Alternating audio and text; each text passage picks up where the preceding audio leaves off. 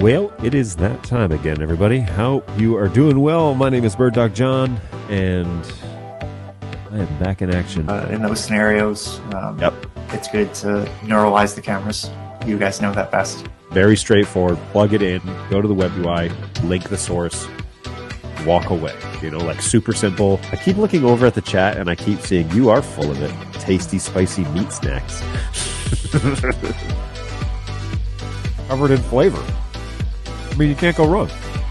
So what's going on? We've got a handful of folks here in the chat, and I really appreciate that. What's up, mate? Hey, Warren, how are you? Appreciate it. Hey, Robbie, how's it going, man? You're just talking about you. What's going on, Tom? Ahoy.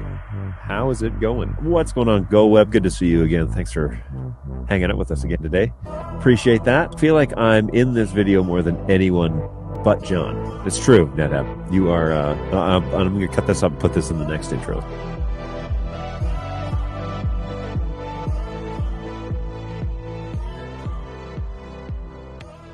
Good stuff. What's going on, everybody? I am BirdDog John. I got my. I noticed that I have my BirdDog uniform on today, so we're going to make sure that that's we keep consistent across the show. But yeah, got my sweater on. Although this one's not a hoodie, this one's just a crew neck. So changing it up a little bit. Watch out. Might you never know. You never know around here. Anyways, hopefully you're doing well. I am BirdDog John, back for another hour of our regular support show, and so hopefully we find you well and happy and doing whatever it is that you guys are doing. We got lots of going on in the chat right now, and the first thing I'm going to do is jump over to birddogjohn.tv and make sure that audio is happening. So it is. That sounds good. This good old RE20. You guys know how I feel about that. Anthony, he says, so many questions. It's true. And will BirdDog John be on the show? I will be on the show. Generally, I am always on the show. So, hope that's not a major disappointment. But, hey, how's it going, Anthony? Good to see you, man. Matthias, hey, I'm binging this one. Happy holidays to all, and happy holidays to you, man. Thanks for stopping by. I really appreciate that. It's always nice to have you around. What's going on, Kevin? Howdy, howdy. Senseless. He's in the office, folks. The ticket master extraordinaire. Senseless is hanging out in the office getting work done, so good times there. Always good to have him on the show. And now, the host you've all been waiting for. Ooh, I could work that out. I don't know if anybody's waiting for me to show up. Actually, the people they're expecting to see is Dan and Eamon, and they're asleep, so around this time. Now, they've told me, anytime, man, we'll jump on anytime. But I always feel bad because it is literally the middle of the night over there right now. It is 3 a.m. in Melbourne. So maybe we have to do like a secondary show. That's like a special show or something, maybe like a Wednesday or a Friday or something where they can join us from their sunny location in down under Australia. Transmission, what's going on? Good morning from New York City. We are packed for this week's corporate event. 2 P200s. Oh, you mean you're all packed up, ready for the event. Cool. P200, I had to think that went through. BirdDog keyboard, Stream Deck XL, and an M4250. vMix, 34 seats at a U-shaped table. Each position is saved to the Stream Deck. Ooh. Now, you could use audio triggers and in vMix and have that camera just call presets based on audio triggers. But that's something I haven't ironed out yet. I want to figure out how to do it because the next studio that I'm building is going to be podcast where I can have physically people in the office and have two cameras and we can just have a conversation, and vMix takes care of that for me. And so I've heard allegedly that there may be a way to set audio triggers for cameras to then switch to those either required presets or at least call cameras. And so that's gonna I'm gonna have to be able to do that though when I am like I have nothing else to do, because I feel like that's more of a pet project than anything. But hey, man, I'm excited for you. That sounds like all great gear. I'm really excited to hear how that goes. We're actually using this event to figure out audio triggers at this scale. Boom. There you go. What was I just saying? That's awesome. Well done. That's exciting. If you figure out a simple way to do audio triggers, let me know, because I would be all about that. Especially if you could figure out like a slight delay. Because, like when you're watching a podcast and somebody's like telling a story and the other guy's like, yeah, you don't want it to like switch back and forth between shots. You want it to be like 2 or 3 seconds of audio and then switch over to them. Or maybe that's too long. Maybe like a second and a half or 2 seconds of audio, full audio, and then it switches over. If you figure that out, maybe we could ask the almighty Tom Sinclair that question the next time he's on the show, because he graces us with his presence every now and then, to which I am eternally grateful to Tom for blazing a trail long ago and continuing to set the standard for the rest of us to try and swing for the fences, if you will. So good times. Now, I do have a special guest on the show today, but it's not what you're thinking. Maybe it is. I don't know. But I do have a special guest, and without further ado, I'd like to introduce her to the show. She is the P240. Tom beat me to it, where he had a 240 before me. But that's kind of par for the course. I mean, Tom Sinclair is going to get he's going to get those cameras before I do, because he holds that level of importance. So the 240 is here, and I'm using the 400 to look at the 240, which I think is hilarious. But there she is, tucked up in the corner where traditionally my 110 sits. And so I've brought my 110 down from the nest, and she's sitting here on the desk doing nothing today. Well, the 240 is now it's now that side shot. So in the playlist, I'll fire up the playlist here again. In the playlist, you're going to see that that camera shot, and it is basically in that same roost that the 110 traditionally is. If you're a regular here on the show, then we can. You'll see that shot, and I will do a little bit of a navigating through the menu today, and we'll take a look at that in, let's say, at least 10 minutes. Let's give it 10 minutes. Chat's ongoing, so I want to be sure that we get through some of that. What's going on, Kev? vMix audio triggers are super cool, but they're a little too gimmicky for my preference in real production. From my experience, it looks too much like a Zoom where the spotlight flashes back and forth every time someone coughs. I also haven't messed with it too much, though. Is the new studio going to be next to the room with one of each camera in it? Actually, potentially, yes. Potentially. So what NetHab is referring to here, for those of you who don't know what he's talking about, we had watched a webinar where Panasonic and NewTek and Netgear all chatted about their NDI capabilities. Panasonic seemed to not realize that the conversation was going to be about NDI. But anyways, besides that, they showed off this like try out our products room where you could rent it. Oh, that's the 240 up there. That's a little. I need to shrink down here a little bit. Oh, that was awfully fast. I'm gonna fix that. So they showed off all of their cameras in a room, and they're all looking at like a similar subject. And so, I was thinking, oh, we could get like a little room, an actual room like that, where you could rent it out on cloud and drive it about for a little bit. And then, maybe that would be a good way to. How do I change the time on this thing again? Maybe that would be a good way to, let people see the cameras, see how they work, and all that sort of good stuff. So, there we go. So that was an idea that I had gotten off of that show. I also took notes on kind of what not to do when you're interviewing people, because there were some things that really drove me nuts about that webinar. But anyway, well, we've already gone down that road before. We probably don't need to beat a dead horse, if you will. So yeah, Tom over John, absolutely. If I were picking my talk show, Tom Sinclair all day, because he's got a great show, good format, and everyone knows him. So why not, right? Why not? Yes, Frank, we are upgraded. And then this is the that's worthy of that. So 240 is in the studio today. We're gonna give that a go. Now, I've been told we got to do some stuff with it from HQ, but then I think it's going out on the road, so it won't be here for long. And I think the 110 will go back in the roost unless we need that for some reason. But around the studio, I don't have two of the same camera, so I've got. I mean, they're similar cameras, across the fleet, but with their varying differences. So the 200 is the one that you're looking at right now. 240 is up in the roost right now. I've got a 110, I've got a 100, I've got a 120, and I got a 400. So I don't have a P4K, and I've talked about bringing one of those into the studio and setting it up and what have you, but yeah,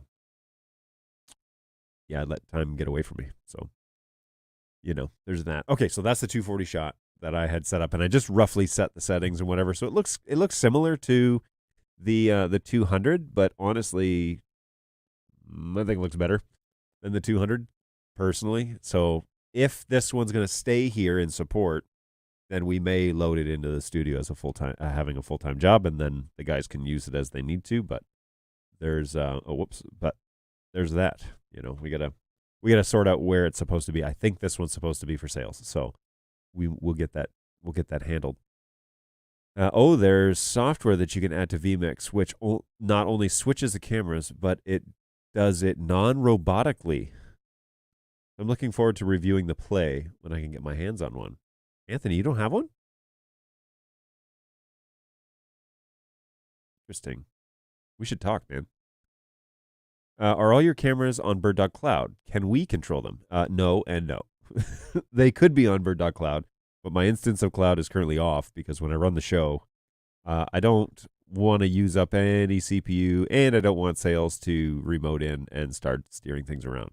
So the idea, however, is I want to get an office space that we can set up and get some halfway decent lights, get kind of like a stuffed dummy or something like Crash Test Dummy, dress him up like a BirdDog guy, employee, and then set him up at a desk or whatever the situation is, turn on those studio lights and let people play with the cameras. And there's just got to be a way that we can go back to like factory mode, right? So I'll have to think that through. But yeah, that's what I'm hoping to do, so that sales can remote in and be like, look, you want to look at a 240 in the studio? Here's the link to the 240. You can rent it for 15 minutes, drive it around, do whatever you want to do, and then it's a great idea, and I'm totally going to steal it from Panasonic. MTash lurking in the background, and GoWeb, greetings from India. What's going on, GoWeb? Good to see you, man. I mean, good evening. It's always evening over there, right? I love the cloud room idea. Yeah, I do too. I thought, well, that would be a great, like, accessible way for people to see the capabilities of the cameras. And you could literally line them up in a row on one side of the room and say, okay, they're all pointed at the same thing at the same distance. See the differences. You tell us what you like and what you don't like, and go from there. So it's a good idea. And I mean, I'm kind of doing that here, right? I'm kind of trying to showcase what each of the camera's capabilities are. I have controlled lighting. Actually, this light is starting to go, so I might try and get like a panel light or a Falcon Eye or something like that, because that would be sweet. We'll see. Merry Christmas to me. I'm almost tempted to buy it myself so I could just own it. That'd be awesome. But anyways, time will tell. These lights have lasted like a year and a half or something like that, which is pretty good. I use them a couple times a week, and then we leave them on for recording and whatever. So I'm currently working through an education course, which we're getting more and more feedback that people really want. So working on it. Christmas is coming up quick, though, so we'll see how much of the content I actually get recorded before the new year. That's kind of my first benchmark, but we'll see. What's going on, Brayden? Good morning. How's it going? Speaking of plays, says Kevin, I have 3 en route. Should be here tomorrow, along with a batch of 200s. Wow, a whole batch. How many is a batch for you? I don't. That's one of those subjective words. I have a batch of cameras in here, and there's like 6 of them. One that's not even plugged in. But yeah, that's cool. Exciting stuff. I'm actually using a Play right now. How can I show this? I know what I can do. Give me 1 second while I steer the boat over to my little monitor. Try not to spill all my secrets. But it's a P100 that's up in the ceiling right now. And this is my desk camera normally. Okay, so I have just a crappy Samsung monitor that is running this. This image is going to be brutal, just FYI. but I'm using this monitor, and this is a vMix output to show, so it's like right under my camera, so I can see all the shots that are up and coming and my regular routine. So I've got a Play connected to that TV, which shows all of those, and it's great. It's good for positioning. The vMix output actually does the grid, and so that's super helpful. The playlist. Let me turn that off. So yeah, so you can see here the grid on the screen shows like my positioning and everything, which is great for setting up a shot. It shows me, if I want to call up a shot or whatever, I can throw whatever image in there that I want to do, make sure that everything's all lined up correctly, and then push it over. So yeah, it's pretty awesome. It's a good setup, and that's all run by Play. It's just my confidence monitor, basically. A really inexpensive way to grab the NDI feed. And that Play is running in multicast, and so it's not taking more of the network than required. This image is also then sent throughout the network, so the guys in the office could, decode this signal if they wanted to, if needed for any sort of reason. But while vMix is running, vMix NDI output 3 is actually the image that you're looking at, and it's being sent up to StreamYard via NDI webcam, and then I'm running vMix on its own machine, so it's outputting those NDI sources and sending it over to a computer that's then sending it up to StreamYard. So keeping the CPU usage fairly balanced, which I like. I'm in between 50 and 65% of the CPU to do all of this, and I love it. I think it's great. I think it's a good way to make it happen. And this computer's not like super crazy. It's an i7, 16 gigs of RAM, I think, and it's not super heavy, but it does exactly what I need it to do. So good times, everybody. Good times. There's my rig, and the playlist is back on, so we should start seeing other cameras here in a second. If the cloud room actually happens, please consider making a video showing you how you set it up. Okay. That I could do. That is something that we could do. Now, I can share my cloud setup if the BirdDog team needs any testing points. Well, the funny thing about BirdDog is we have employees all over the world, and they've all got cloud instances. And so we've got a guy in the UK, we got a guy in Germany, we got a guy in France, we have a guy in Norway, we have lots of guys over in guys and gals over in Melbourne, Australia. We're here in Michigan, and then we've got guys that live in California, Texas. Texas? Yeah, Texas. New Mexico. We got a guy in Jersey. We got a guy in maybe another one in like New York soon. I don't know. So they're spread out all over. So if you want to do like a country test, there's somebody local that can help you do that. We've got a guy. The one place I don't know very much coverage is Asia, and maybe Phil could tell me a little bit more about this, BirdDog Phil, because he would know. But anyways, so yeah, there's lots of endpoints, but I do appreciate that GoWeb, and this may be a great way to test, a little more out in the field. I don't know if we have anybody over in India, so that might be a good place to try it out. First Presbyterian, what's going on? I have an M4250 in a sanctuary with a GS108. I move my two P200s, which I move between the sanctuary and the festival hall. I feel like we've talked to you before about this. I also shut the P200s down during the week. I don't care for the GOS 108. That thing is notorious. So just FYI from one network guy to another. Just a heads up with that. I like your 4250 though, and if that's the thing that's governing the network, like if you're running the VLAN out of there, and then you're plugging into the GS 108, you might get away with it.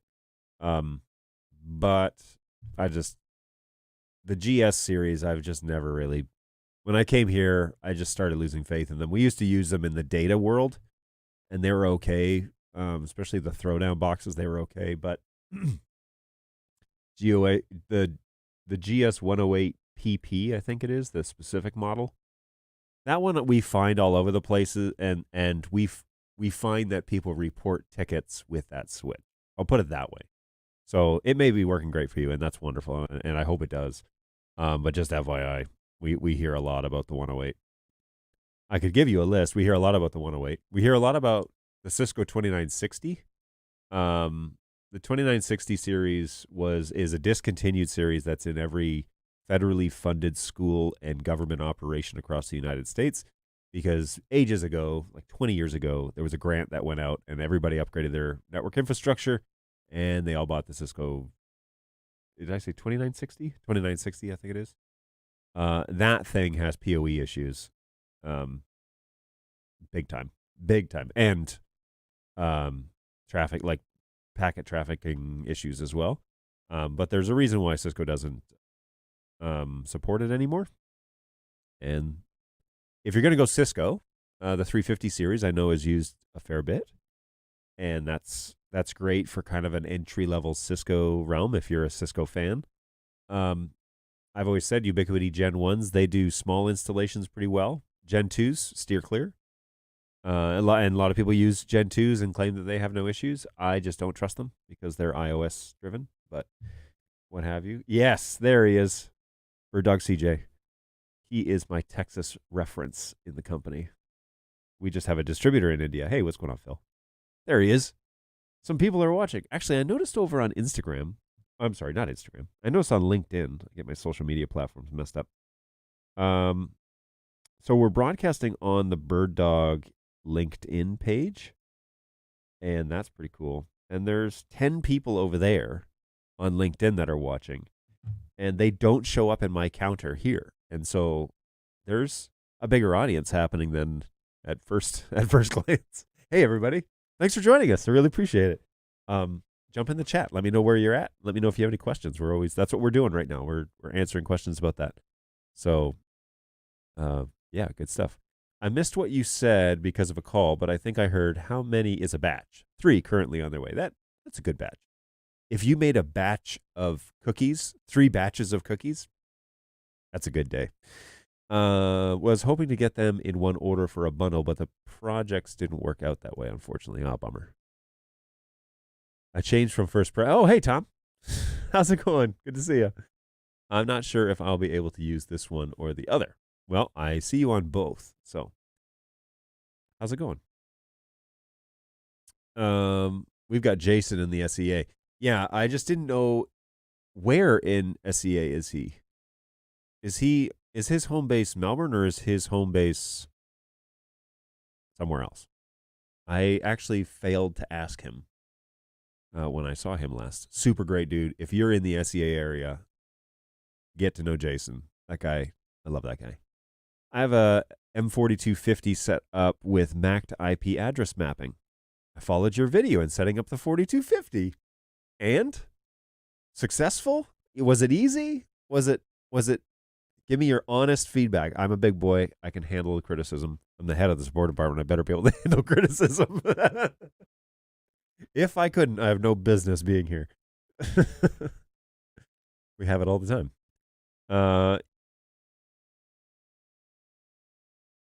You can stream to LinkedIn.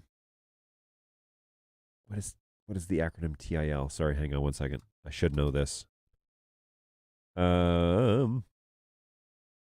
Oh, today I learned. Yes, you can stream to LinkedIn. And I use StreamYard to do this. You can also stream to Twitter. And let's just everybody pause for a second for a big announcement. I'm gonna turn off the playlist here. And what can I use here to get this? I don't know what. Oh, here we go. Good news, everyone! Yes, indeed, there is some good news. The good news is you can reach the support department now on Twitter. We have our own Twitter account. No joke, everybody. If you're on Twitter and you're on the go and you need to reach out to support, hit us up at help_BirdDogTV. This will link you directly to our ticketing system. You won't receive a ticket number necessarily, but we will get a ticket with your information, username, whatever it is that you tweet at us. That will show up in our ticketing system, and my stellar agents that work in two offices down, they will be able to respond to you directly on Twitter, or if it's going to take more than I forget what the character limitation is currently. It's like 240 or something like that. It's going to take more than that. They can DM you. So hit us up on Twitter, especially if you are on the go and at a job and don't want to open your email and type it on. Log on to Twitter, send us a message, or add us at help_BirdDogTV. I have tested this function. It is working, and it's actually quite slick. Works pretty well. And our guys can help you out there, and that would be really cool. So there's another channel. There's another way to reach us. Hit us up on Twitter. Even if it's just a, hey, I'm just testing this out to see if John's a liar. All good. Go ahead. Test me out. I would love it, in the words of George Costanza. No, seriously, yeah. Give it a go. See how it works. An operator is standing by. A ticketing agent is standing by. Roger is joining from Mississippi. What's going on, Roger? Welcome, welcome. Glad that you could join us over on LinkedIn. Good stuff. And now you've just heard. Now, BirdDog has a Twitter account, but it's run by marketing. Okay? So, full disclosure, marketing runs the Twitter account. And you're going to find cool user stories there, and exciting announcements are going to be there. And you should definitely follow us on Twitter for the BirdDog TV handle. I think. What's the Twitter account? Do I have it on here somewhere? I guess I don't. I should really know this information. But anyways, BirdDog is on there. But the actual help_BirdDog TV, that is, you know what I think it is? I think it's bird_dog_gear is the Twitter page. I didn't make that one. Anyway, there is one for the support department. And if you need help, we can definitely give you a hand over Twitter. And I'm super excited about it. And we're streaming on Twitter. So this show is now going to be on Twitter as a part of that thing. So if you're a Twitter fan, giddy up. Giddy up, giddy up. Good times, everybody. First Presbyterian of LS? That's in my neck of the woods. Howdy, neighbor. Jason is based out of Brisbane. Everybody's on board there. Today I learned, thank you. Today, TIL, that TIL. Today I learned that it means today I learned. Thanks for keeping me relevant, Pandorica. Really appreciate it. I need to call you later, by the way. Just a heads up. My P200s are my problem. I'm not sure if they are going to work, and anytime... This is suspenseful. I assume there's more to this sentence. So what's the issue? Are they not taking the IP addresses that the M4250 is assigning it, or what's going on there? Tell Jason I said hi. I definitely, if I ever talk to Jason, I definitely will. My friends in Europe will probably see Jason or talk to Jason more often than I will. But it was a good time when Jason's around, so he's a guy worth knowing. And GoWeb, I think you'll agree with that statement. So. You lie like an olive. We'll see. BirdDog Gear, says Kevin. There it is. So there's the Twitter page for the actual BirdDog marketing group. And some people, I think, tweet at us stuff, but there's an official help. So again, if you're a regular here, now you know. We haven't really promoted it or said anything about it. I lit it up last week and I tested it a couple times and it's working. So if you want to, it's another just quick channel. It's I'll just open my Twitter account and tweet at them and see what happens. So good stuff there. Yeah. Yes, on IP addresses, I can't find them on the network. Interesting. So they're not set static, right? And so do they keep showing up at the fallback address? So the question here is, to troubleshoot this, plug one of them into the 4250 and make sure that it and plug your computer into that 4250. Make sure they're on the same VLAN, right? And open Studio Monitor, see if it's there. If it's not there, see if it's fallen back to 100 after a minute. So set your computer to a static address, 192.168.100.123, 22255, and then see if it shows up in Studio Monitor again or shows up in the web browser at 100. It should. It should at least fall back to that fallback address if it's not getting an IP address. The thing about I'm curious there.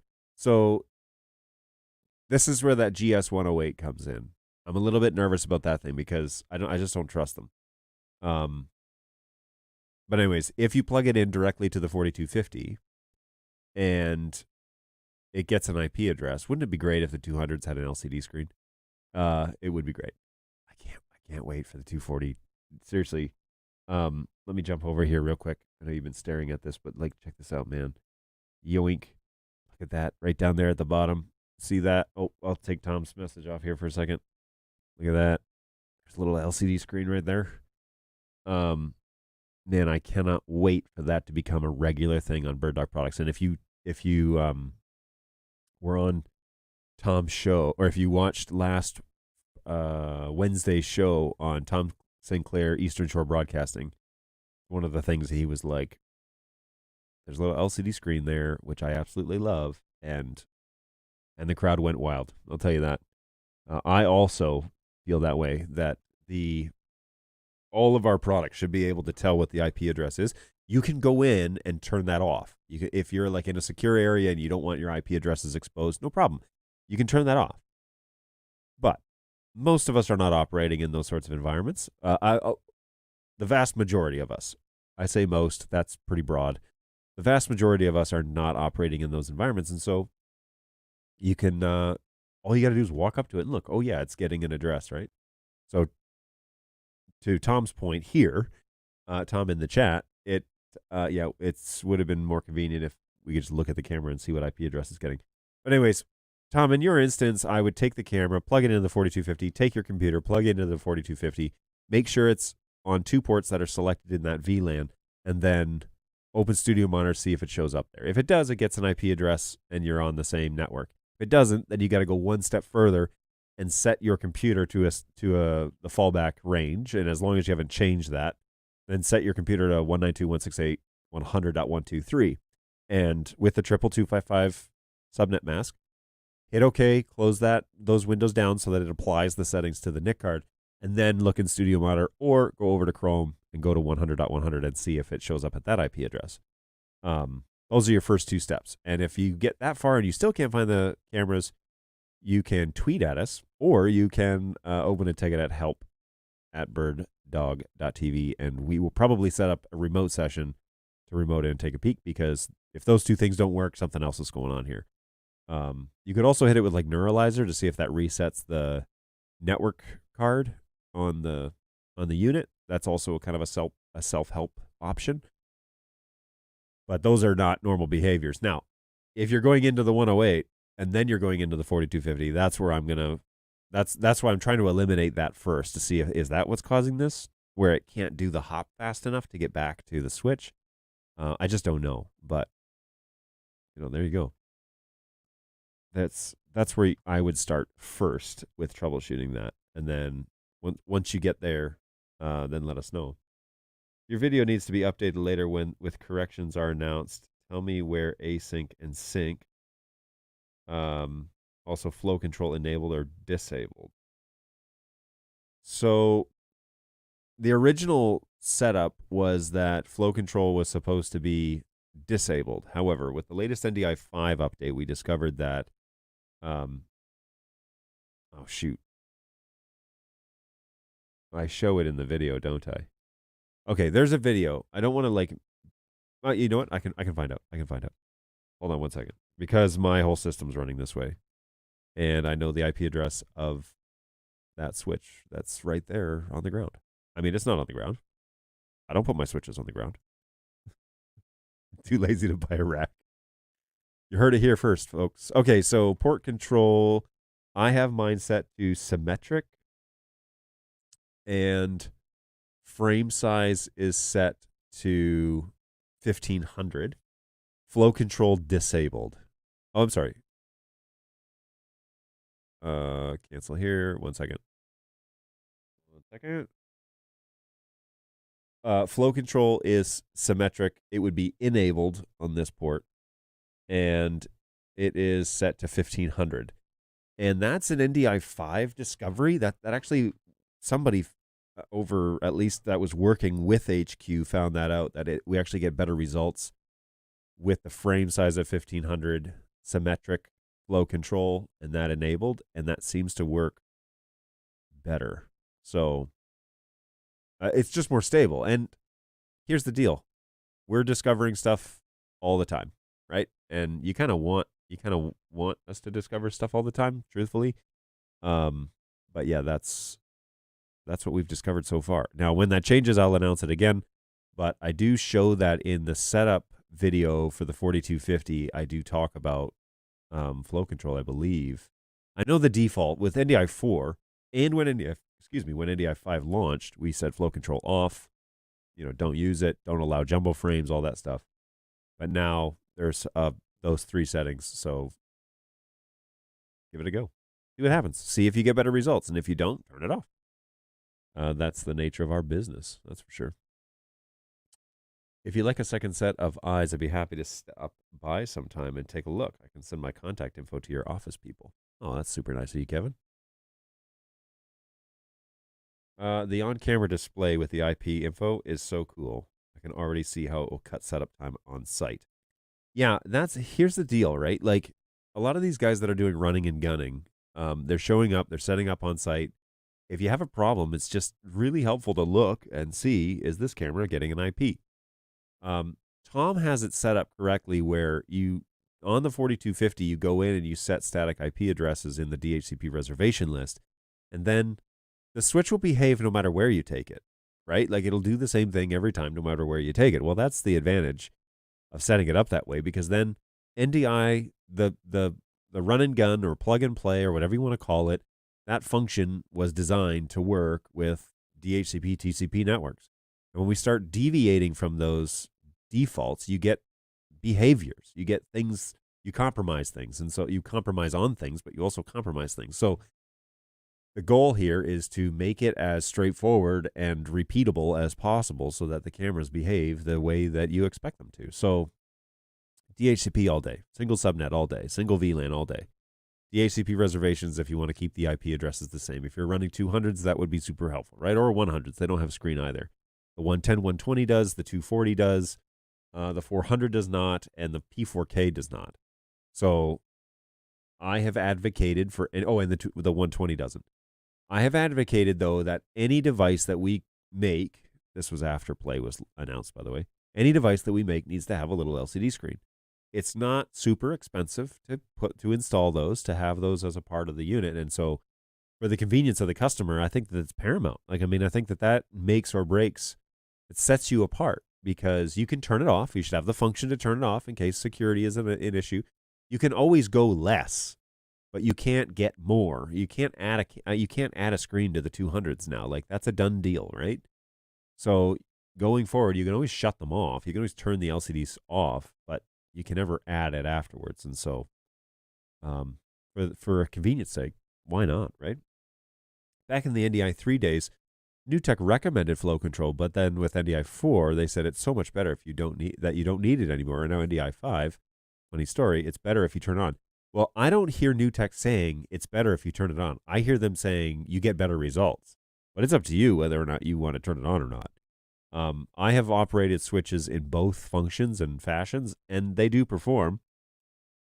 I run this one with symmetric and 1500 flow control on, and I do seem to get pretty consistent results, in particular with the 4K cameras, because there's so much more data going on here. So I just find them to be a little bit more stable in the 4K configuration. So is there a thought on making BirdDog NDI switchers? Currently, no.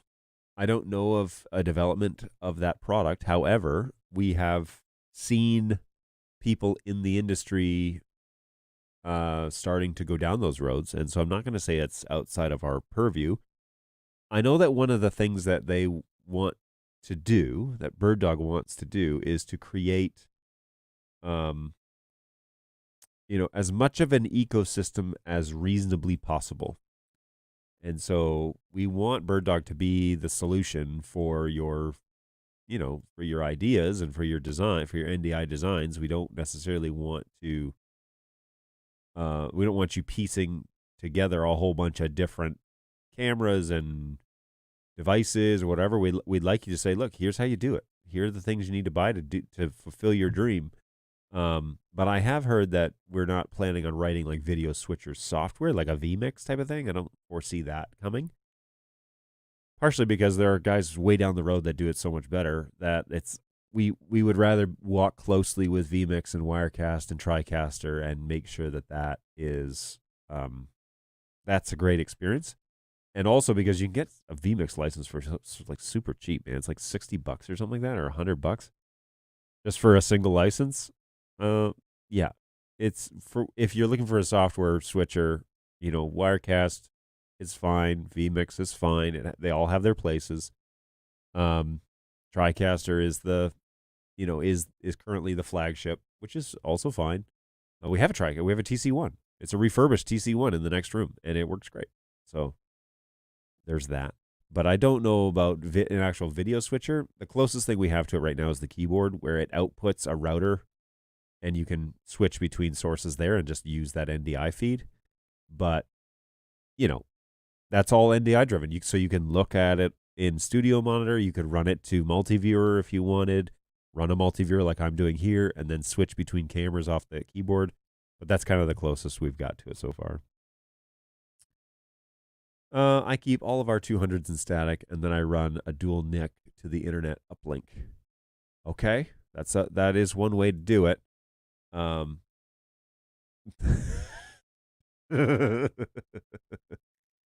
is one way to do it. Do you use a Discovery server to do the static stuff? Because,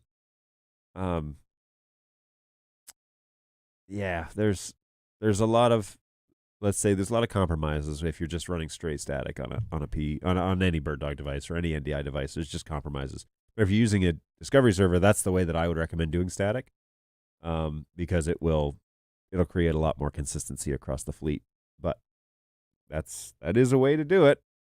It wouldn't be the way I would do it, but that's fine. You're not me, so you don't have to have my approval to design your network. And look, I've said it before too. Like, network guys, really good network guys are as unique. They build unique environments and they design them based on how they're able to service them and handle them or whatever.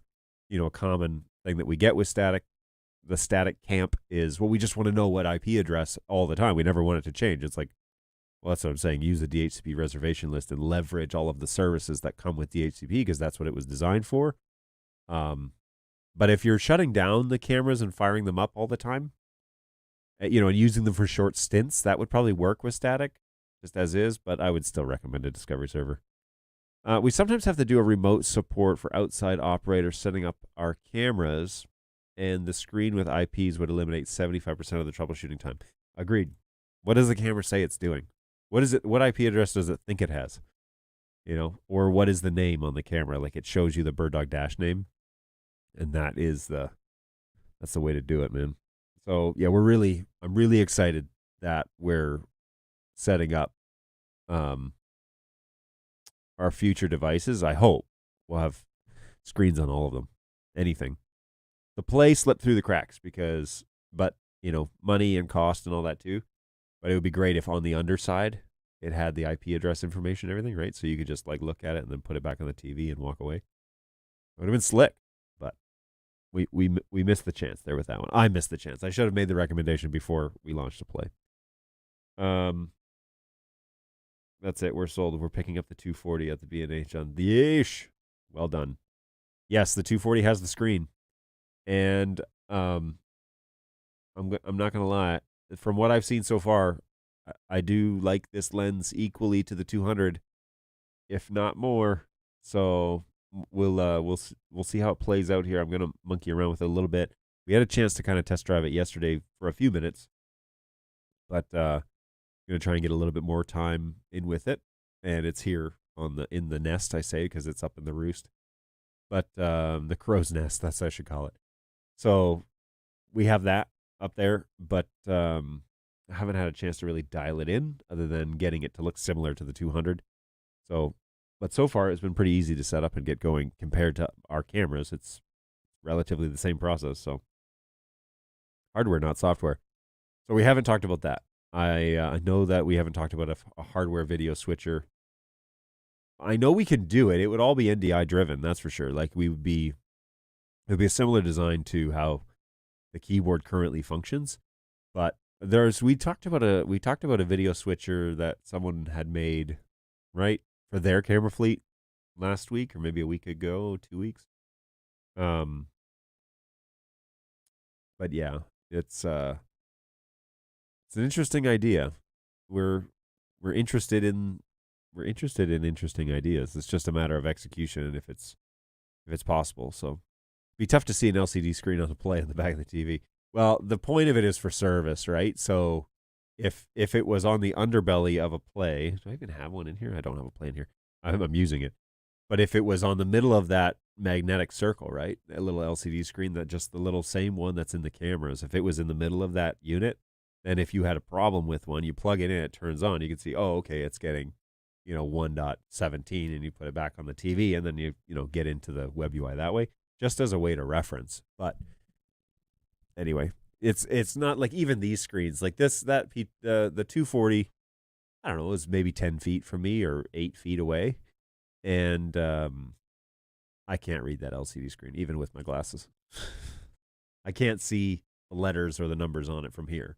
So it really is more of a serviceable item where you walk up to it and look at it, and then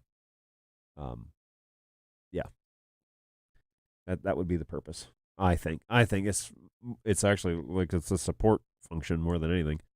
Hello from Finland. Hello, how are you? To find cameras in.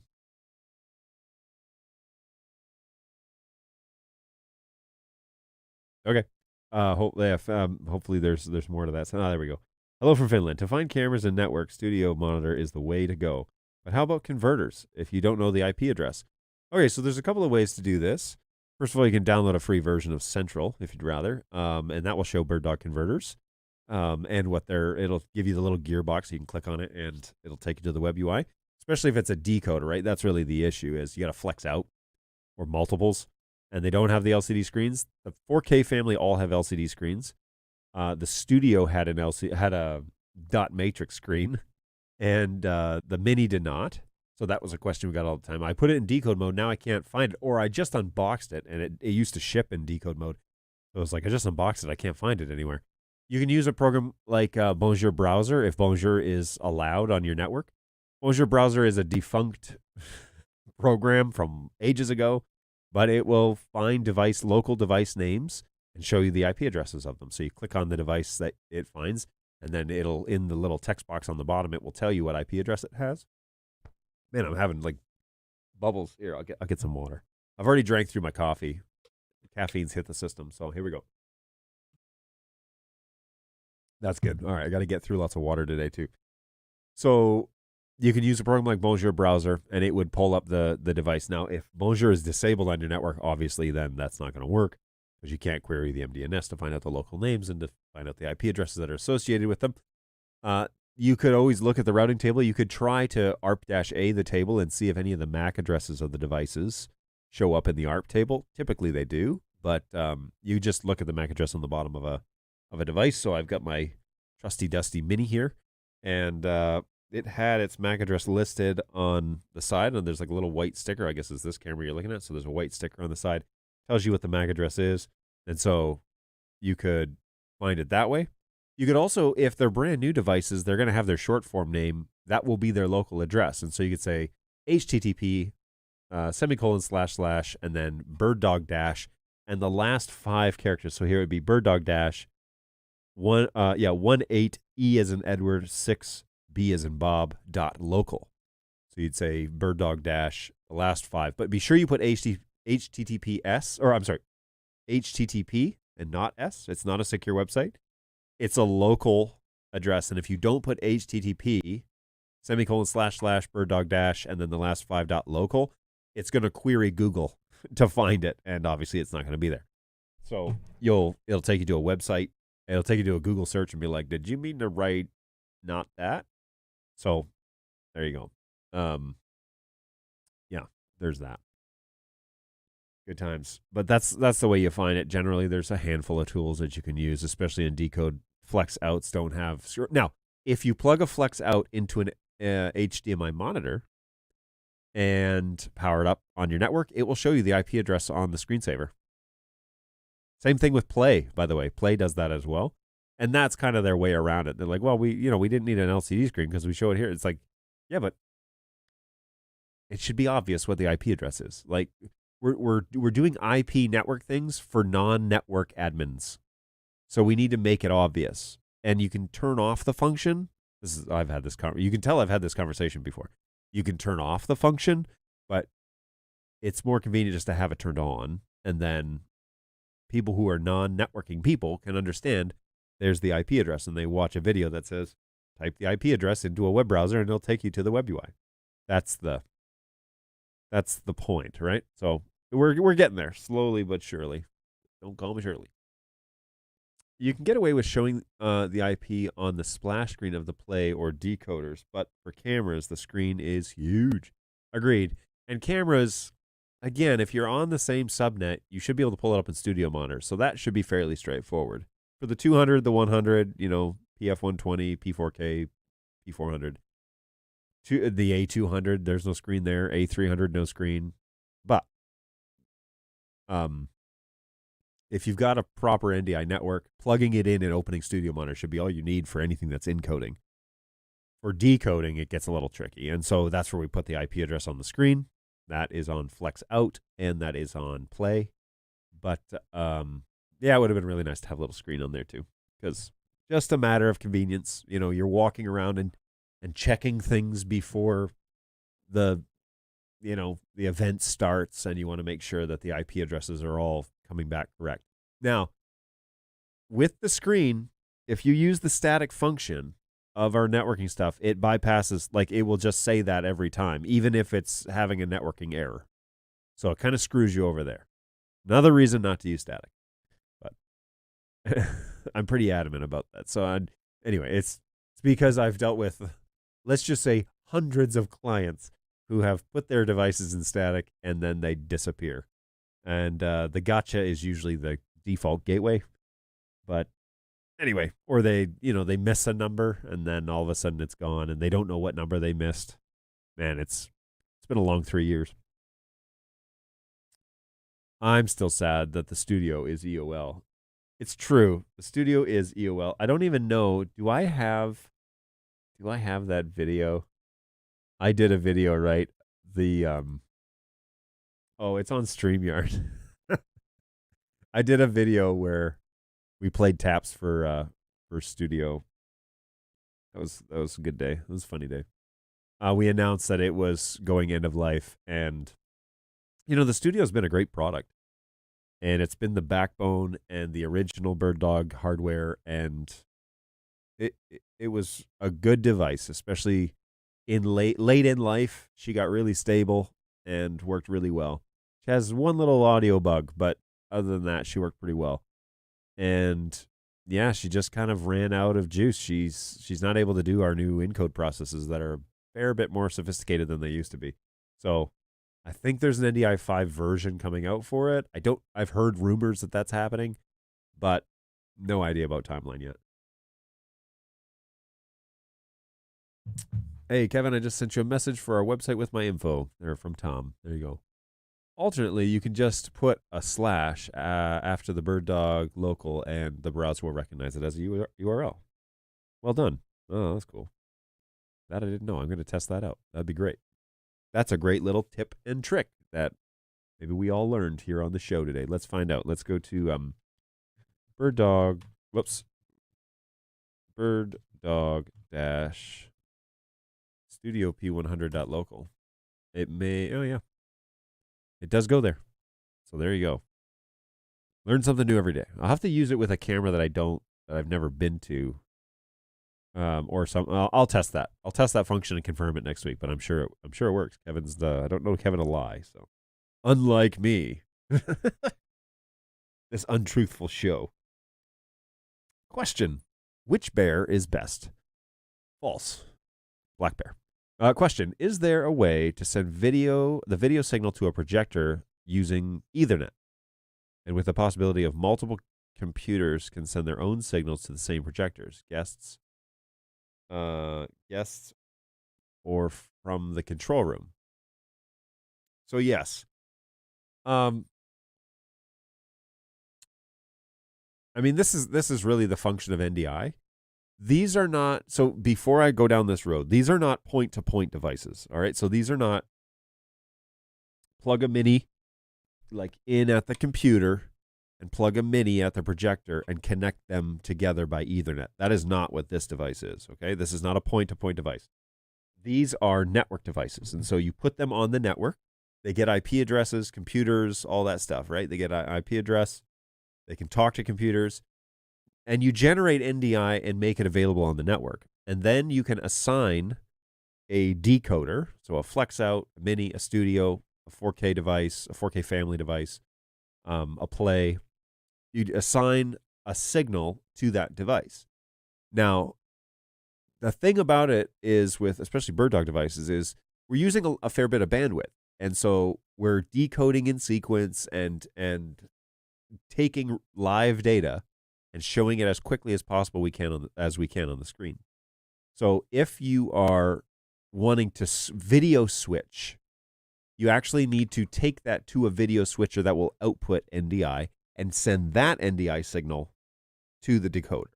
And that's what I'm doing here, okay? So I've got multiple cameras across the fleet, and you've noticed that the playlist is running and it's switching my camera views just to kind of change it up a little bit. Well, what's happening is all of those NDI signals are coming into vMix, and then vMix is outputting a single NDI signal to my BirdDog Play, to this live stream, and it is switching those. It's actually video switching those live, but also it has one NDI output, and so I could literally unplug cameras, but the NDI feed won't.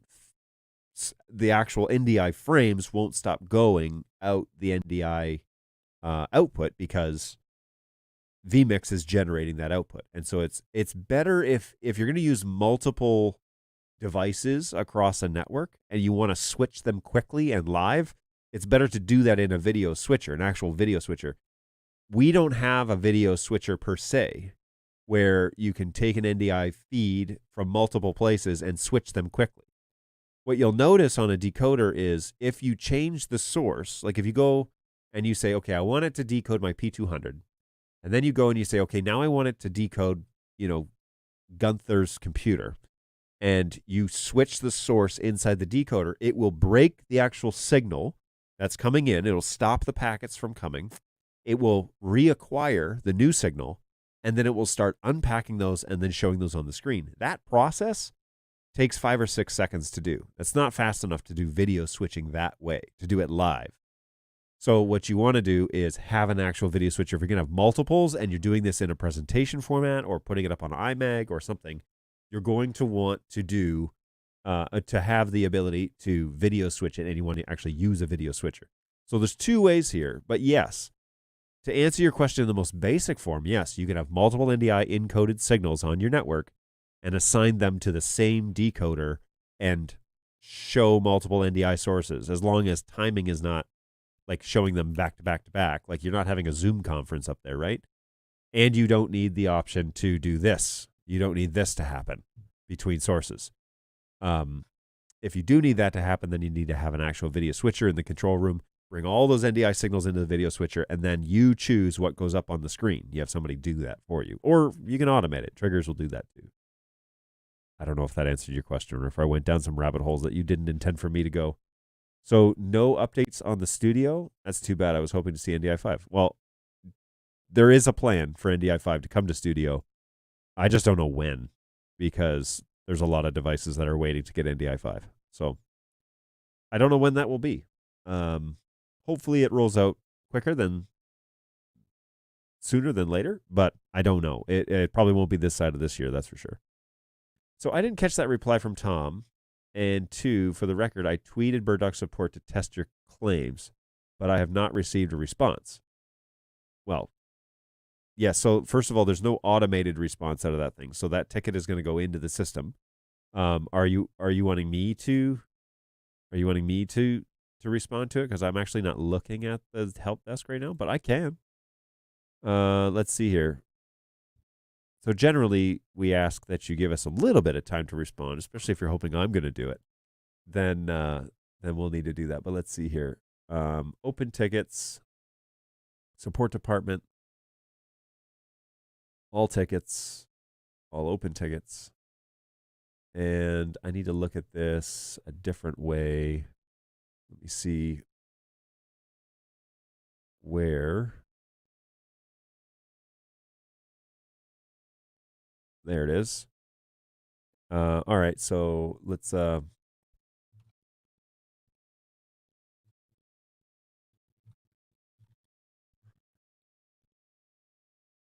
boom. You're welcome.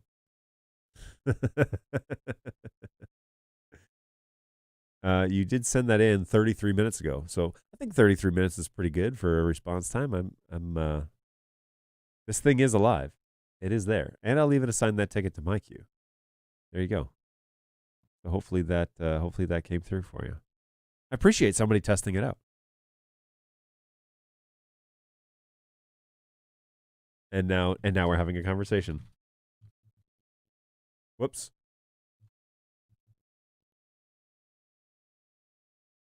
Boom. Love it.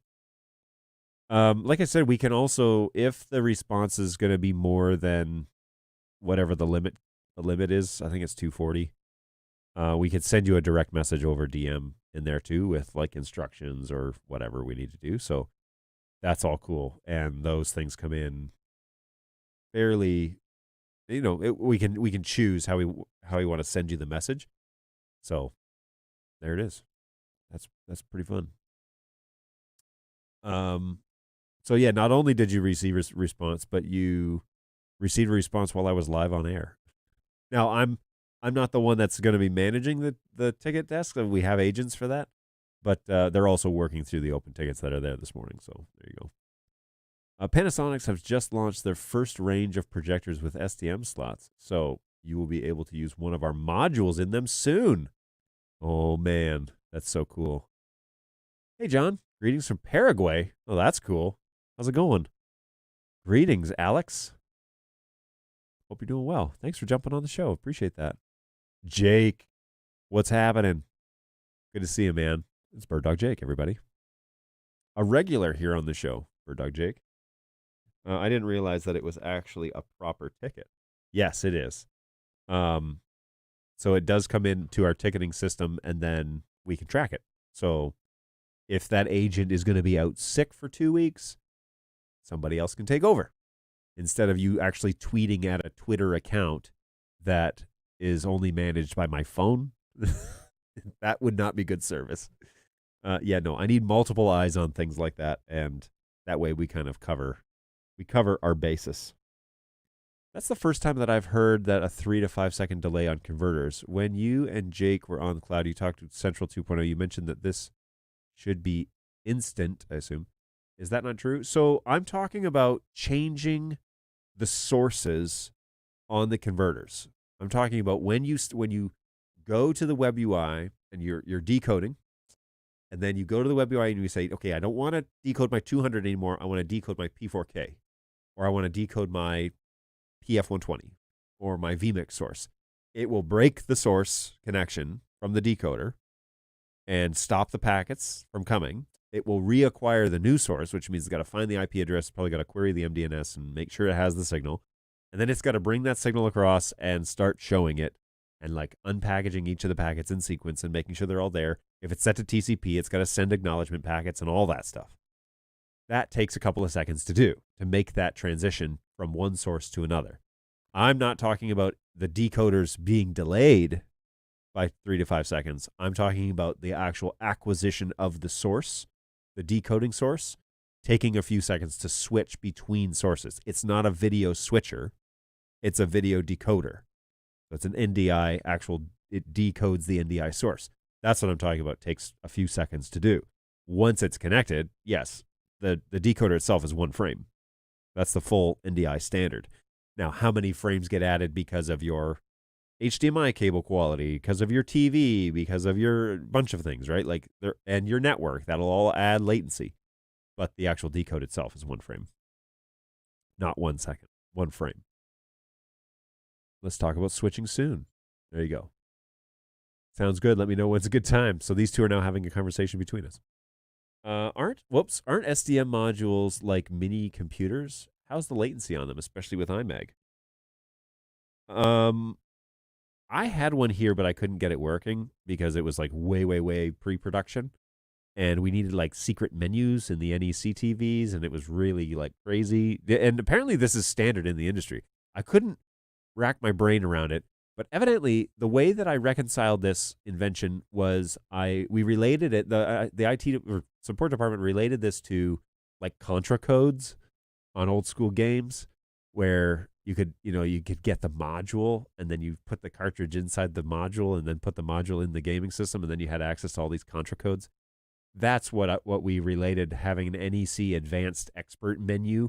You had to like take the remote and like up, down, left, right, left, up, down, 4, 5, 6, like all this crazy stupid stuff. And I just was like, you could just like have a button that says like integrator mode or something, but they want to hide it. So dumb. And everyone's like, oh no, that's standard in the industry. And I was like, it's pretty crappy. It's a crappy experience for everybody. It's a pretty crappy experience. But anyways, that's besides the point. You posted this on the Facebook group, right? I think I saw your comment. Yes, Jake, I did. Solid. I'll record a quick video to show you.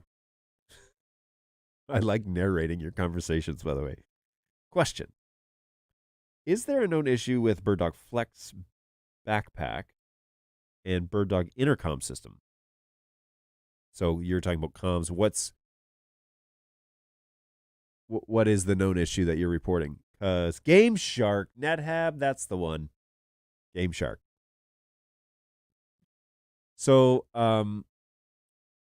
what specifically are you referring to? Because not that I know of. I actually have a backpack here that we use with comms, and it works pretty well. But is it an audio issue? Is it just flat out not working? Is it what? And what version of comms are you running? Because what was the last version of comms that came out? 2.0? I'll have to look. But the last I checked, my BirdDog backpack, the Flex backpack, was working. So, and I couldn't get the Flex to work with it. Did you have a video signal going into it? Like, is it fully functional, up and running, showing a video inside comms? Could you not hear the comms signal in Studio Monitor? Do you know that trick? Open Access Manager on the computer that comms is running on, Open Access Manager, and on the receive groups, add BirdDog-comms and BirdDog-send-comms, and hit OK. Let that window close, and then open Studio Monitor and see if the Flex is even generating a comms channel. Because if it is, talk into it and see if you get the audio meters. And if that's true, then the Flex is working correctly. The comms channel is working correctly. And there's something wrong with the signal getting either into Director or through your headphones or something. That's the easiest way to troubleshoot it. I've got a cool idea for multi-cameras using QR codes printed out. And if you point the camera at the QR code, you could triangulate where they are in space.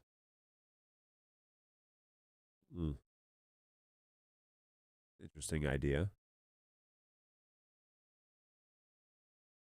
Or why not have like a calibration device? And so if you triangulate, you have 3 cameras, you could put, oh, hang on.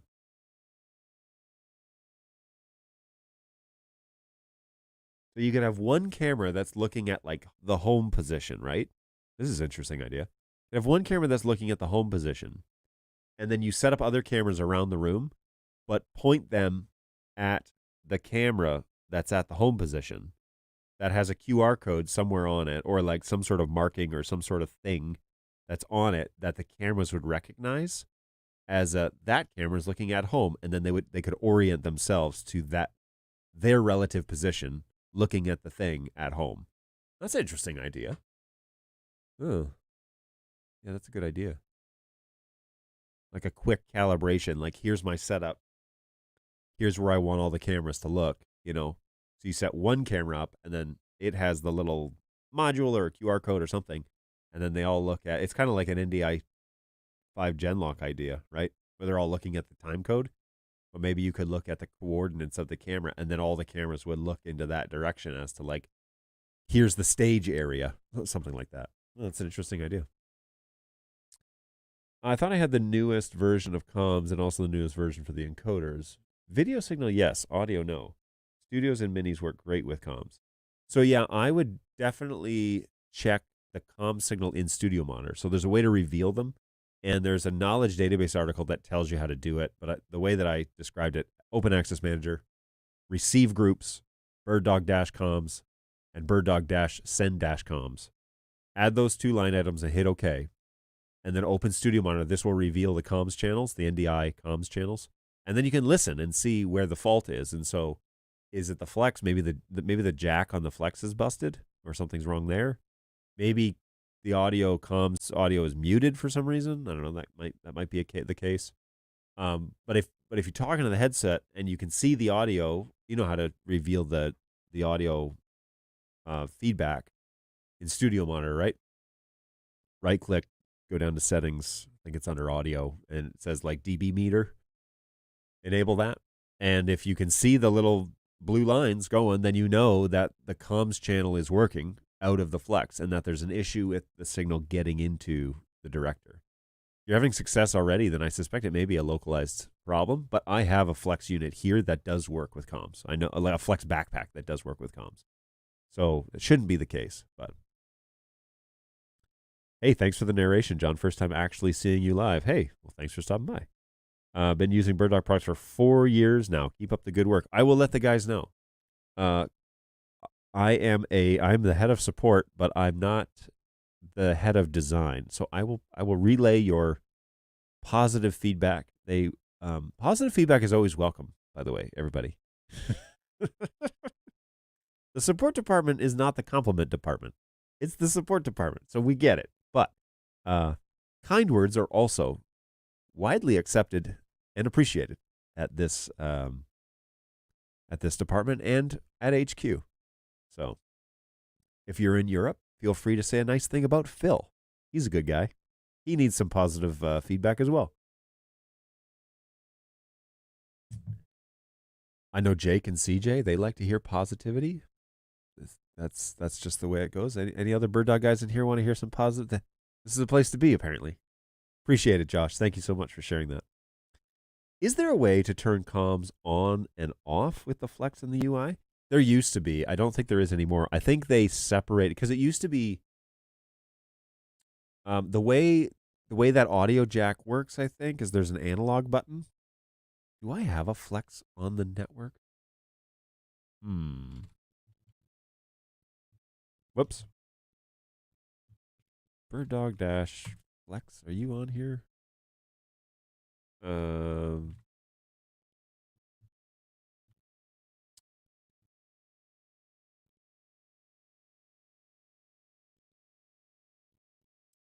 Does not appear that there isn't a Flex currently on my network, which is crazy that that's the case, but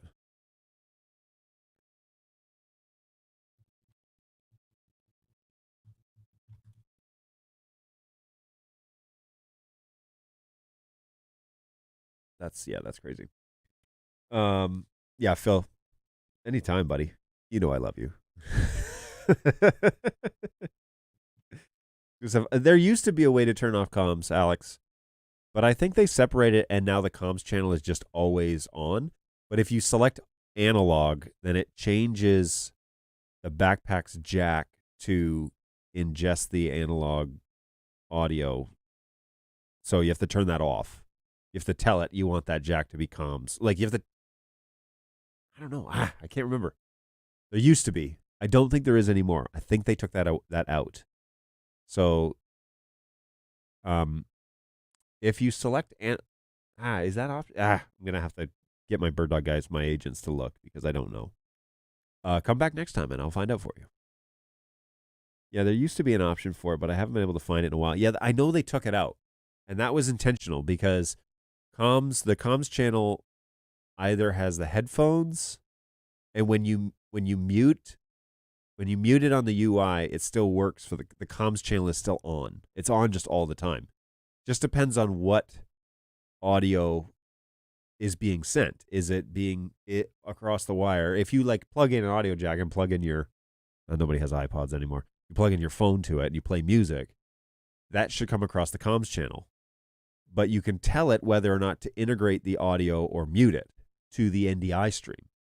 But comms is always on at all times now, which is kind of nice because if you want to use comms, you shouldn't need to go in and turn it on. It should just work, right? So it just works, everybody. So yeah, I think the comms channel is just always on constantly. So that's what you do. You plug in a TRRS port jack to there and plug it into some music and play some music and open it in Studio Monitor with that little Access Manager trick and see if you hear the music. If you do, the comms channel is working. And then it's a question of why isn't it getting into the director? So maybe it's just a button in the director in Comms Pro that's not doing it, but there's that. All right, that makes sense. I'll try to get it to work, see if there's anything else I can do. Also, any updates on Dante for comms? No. I don't have any update on that. You could use Bridge. You could convert those Dante channels to NDI audio, and then how would that work? More on that later. That I don't know. I don't know what the answer there is. But yeah, more on that later. I did promise everybody that we would take a look at the web UI for the 240, for those of you who are interested in knowing. And so let me see if I have that open. I do have that open. And let's just jump to the dashboard and have a little look-see. All right, so I'll turn off my playlist now. And let's go on over to the desktop view. Where is that? Here it is. And, oh, I'm going to make this not low bandwidth mode. All right, here we go. Okay, so over here on the BirdDog page, we've got the standard login information, which everybody loves to see. Super secret password. And if you're using Chrome, the latest version with the password manager, it's going to ask you to save it every time. No need to do that, though. And so here we go. We are logged in. This looks oddly familiar to everybody, and it should. This is kind of the standard. Now, this NDI chip shipped to us with 6.5 on it, which I thought was interesting because I thought that we were shipping it with 5.4. But that's good news. It's a little more relevant. Obviously, the MICU version is really low because this is a brand new camera. So MICU 3 is the current iteration. And we're functioning just as we would expect with any sort of BirdDog camera. Good times, great oldies. Let's head on over to the network menu, and we'll take a look and see what's happening there. So like all NDI devices on my network, I'm running a DHCP setup. I haven't changed the BirdDog name yet, which you can do right here, the .local address. And this is super helpful if you've got multiple cameras and you're doing multiple shots. You can name them Cam 1, Cam 2, Cam 3, whatever you want. I do recommend that you leave the BirdDog dash name in there just for simplicity's sake, but try not to make this super long because some MDNSs have problems with really long local names. And so try and keep it somewhat concise. And if you've only got one of them, you could do something like just P240. So I'm going to change it to that and just call it that on my network across the fleet. And that way, when it's on my network and the guys want to check it out, they know which camera is which. They don't have to guess. So we've changed it to 240. Now, this is Chrome. And so when I hit update, it went back to the cached site. But it did actually change it. All we got to do is refresh this. And if we refresh it, you'll notice then that the name changes to 240. So don't let that throw you off. Don't think that your computer's not updating or your camera's not updating. It's actually just a Chrome cache issue. Pretty regular, and that happens on all of our devices. It's just the nature of a web UI. We're running in TCP mode. I haven't changed anything here. I could run this in multicast. That would be fine.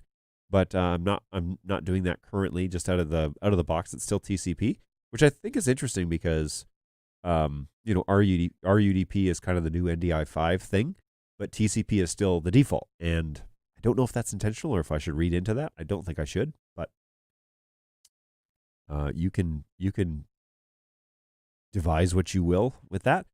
And I'm not using a Discovery server in this office, in this studio. So no need for that because, of course, DHCP, MDNS, all that good stuff. I've got it working all right. Next is the System tab, and this is where we're going to change the password if we have a security requirement. Change the password here. You can also do the update. So if you get a firmware download, you do that here at the System update. You'll notice that there is a MICU updater at the bottom of the board. So if we ever come out with the need to update the baseboard, this is one of the places you could do this. I do know that the USB function does still work. And so if for some reason you're having major issues, one of the things you could do is go back to the old school, back to the past, back to 2020 and do the USB update. We were doing those up until this year, let's be honest. But yeah, you can do an old school update, or you can do it here. The goal is to do everything on the web UI so you don't have to climb up into the ceiling or rent a lift or all that crazy stuff that we used to have to do. To service the cameras, we're trying to make it super simple, super straightforward. And I should reiterate here, the P240 is no different than the 200 or any of the other fleets in NDI 5. You change everything you want to change on the web UI. You don't change it with the dip switches. You don't change it with the dials. We just had a guy today that had a 100, and all these symptoms were happening. And I was like, man, it sounds like a baseboard issue, like it's loading and it's changing the thing. And I said, make sure that the dips and dials are set. And we went back, we asked the customer, and sure enough, that's what was going on. The dips were changed. And so the camera would load, and then it would look at the dips and dials and change it to whatever that is, and that was causing the error. So the best thing to do is to make all of the changes that you want for this camera right here on the web UI in a convenient place in the comfort of your own office. So this is where you would do those updates. This is also where you would add any sort of remote sources that you have on the network, and I'll explain that in a second, but also the group list. You can update the group list. Now, the first thing you can do is you can download the list, the current list, the way that it's supposed to look, and open that in a program like Notepad++. Even Notepad would be okay, but Notepad++ is a little bit more desired, and there's a video tutorial on that, by the way. But this is where you would download if you want to add this camera to a soft group. And I go into a fair bit of detail on the knowledge database about groups and why you might choose to use those. I'm happy to go down that road one of these shows if there's interest in that, but I won't do that right now.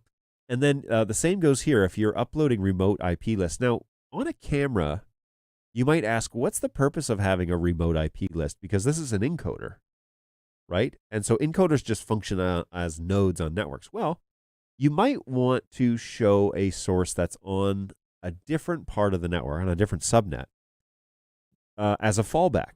And so let's say this camera goes offline or something happens and it stops generating NDI, and you want to have a fallback source, but that source is on a different subnet. Well, you could do that here. You could add that source to this list, and then it would show up as a fallback option on the AV menu. So here we are on the AV setup menu, and there's some things here. Now, what I was talking about is the actual fallback right here, failover sources. And again, what that is that if something happens to this source, this NDI source stops generating NDI, you won't be dead in the water with no signal at all. You can assign it an actual source, and it will start showing that one instead. So that's what that remote list is for, because it needs to know what source do you want to show. Now, hopefully, you're running a single NDI subnet, and this conversation is moot. But the option is there in case you have a larger install or multiple subnets, and the fallback source that you really need is going to be on that other network. Well, that's how you do it. And then you can refresh that list, pull it up on that list, and add it as the fallback source. Now, let's go top to bottom here. So the general, this is actually really the same as the P200. Audio output settings. Do you want to loop it out, or do you want it to be comms? So are you going to plug in a headset to this thing, or do you want it to be the audio to be added to the NDI feed? That's what loop means. And this would be audio then that would be added to the NDI feed, but also would go, the audio that's coming in would also go out the output. It would loop out. So if you're adding audio, music, microphone, something like that, it could be looped out as a 3.5 source as well out of that camera. That's the purpose of that. Or do you want it to be comms? Because comms is going to need a microphone in and headphones out. So that's why you have to specify here on the camera. All right, that OLED, do you want that thing on or off? And if you're mounting this thing upside down, do you want it inverted? So you could do that here. You can harshly adjust the audio levels here with gain. This is a digital gain. It's not a true, like there's no preamp or anything like that. So the best thing to know, the best thing to do is to have your audio signal sufficient before it gets to the camera.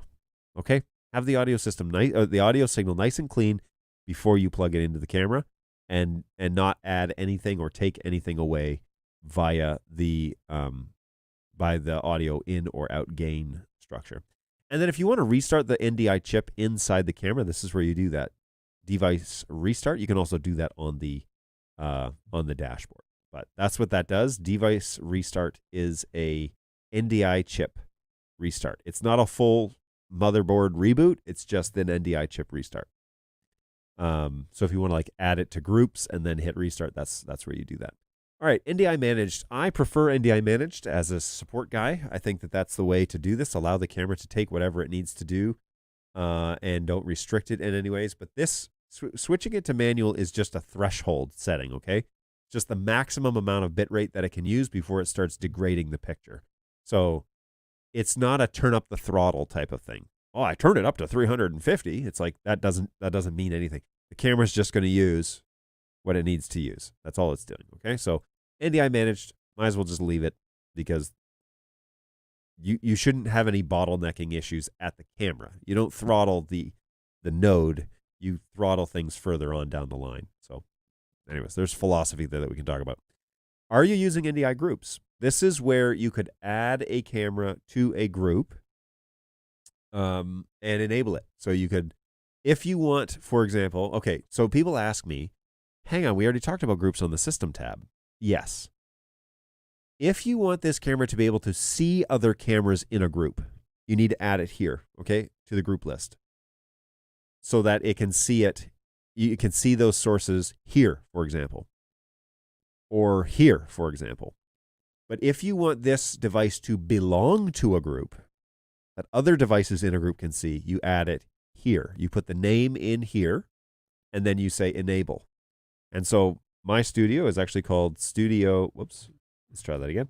Studio 2901, because that's what I call my studio. And I could hit enable. And then now the settings are set, and then I would hit device restart. And what this is going to do is going to restart the actual camera, restart the NDI feed. And then I actually have that source here in my office, or in vMix, in my studio. And so when it comes back, I know that that NDI chip has been restarted. There it is right there. It is now back. And that source has been added to that group. So that's how you add a source to a specific group that you want. This is the name of that source. And so it has been changed to BirdDog-240. That's good enough. I don't need to change it to anything else. If I had multiple 240s that I was naming BirdDog-240, I could give them unique names here. And then in Studio Monitor, let's take a little peek in Studio Monitor, because I want to show you how this works. Look at this. Inside here, you would see multiples, okay? So instead of having it say, where are we here? BirdDog Studio P100. I actually have two of these on the network. But one of them, if you've been around long enough, you know, is named Auburn Road, which is the camera that's out watching the street.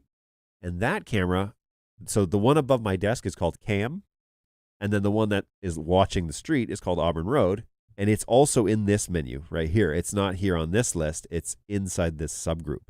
And so you can name them individual things. So you can say, P100, and then give it individual names, Cam 1, Cam 2, Cam 3, Cam 4.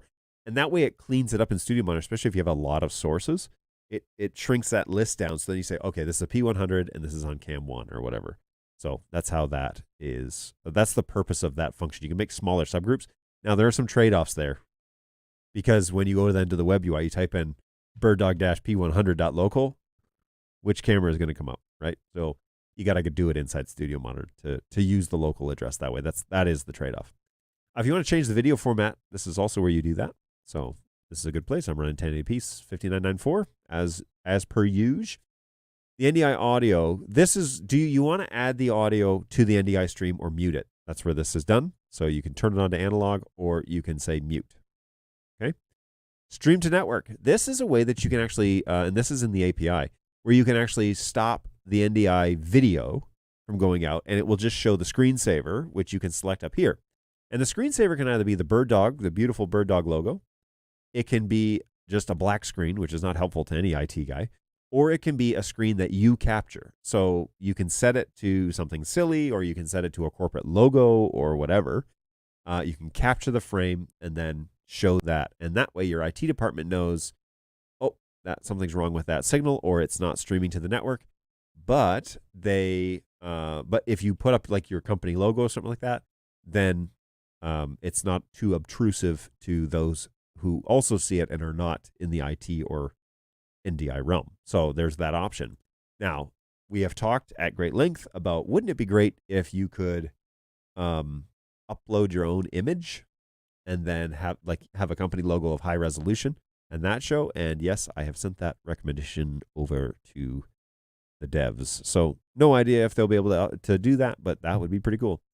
If you want your tally light on or off, this is not a manual switch. This is just saying, does the camera accept tally information? The tally information comes out of your video switcher. So vMix does it, Wirecast does it, OBS does it, TriCaster does it. But that tally information is an NDI feed. It's not manual on-off switch, okay? So this is where you would tell the camera, yes, I want to see those tally lights light up, or no, keep them dark. You can genlock this to another source, an NDI 5 genlock. This is just watching the time code on another camera, and it keeps them in sync that way. You can do that. There's more on NDI 5 genlock that's out there. Do some research before you light that up and find out exactly what it is. It's not like the old BNC genlock stuff where you have a generator. It's just watching the time code on one camera, and you can put all your cameras in the fleet to watch that one camera, and it's kind of like a pseudo genlock option. Failover source, we already talked about that, and then you can change that source list if you need to. So you can refresh it, and then you pull it down. Like if I do that, I refresh this list, it should pull some sources here. Yeah. So then you can set a failover source to something else that's on this network. All right, moving along. Cam control. These are these settings that we all know and love. Inside here, we've got white balance. We've got cam control, where you can actually move the camera around. You can set the focus, the speeds. You can hit the image reset if you want to go back to factory image settings. 3D, this is an experimental function that we're working with right now, but this is where you would enable it and put in the IP address and the port number for that 3D application that you're using. The PTZ preset saves and function. We get some questions about what does PTZ only in camera mean? PTZ only is only pan, tilt, and zoom coordinates. Camera is pan, tilt, and zoom plus coloration. So if you're changing the iris and the shutter and all that stuff every time for every preset, then you want to select camera and save your presets that way. If you only want the camera to move around and not save the coloration because the coloration is going to change too much, then save it with coordinates only, which is PTZ only. And how you do that is you hit save and then select the one that you want to save. You can do up to 9 presets this way. And that's just the same as Studio Monitor. Studio Monitor allows you to save 9. If you want to save more than that, you can use the API, or you can use something like Companion. BitFocus, you don't have to have a Stream Deck to use Companion. Companion has an emulator module that allows you to pretend like you have one. And so then you can save up to 16 on there.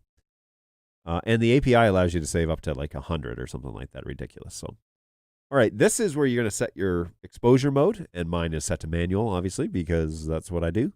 But you can actually, I think the full auto options in natural lighting, which we were testing out in the office, work pretty well.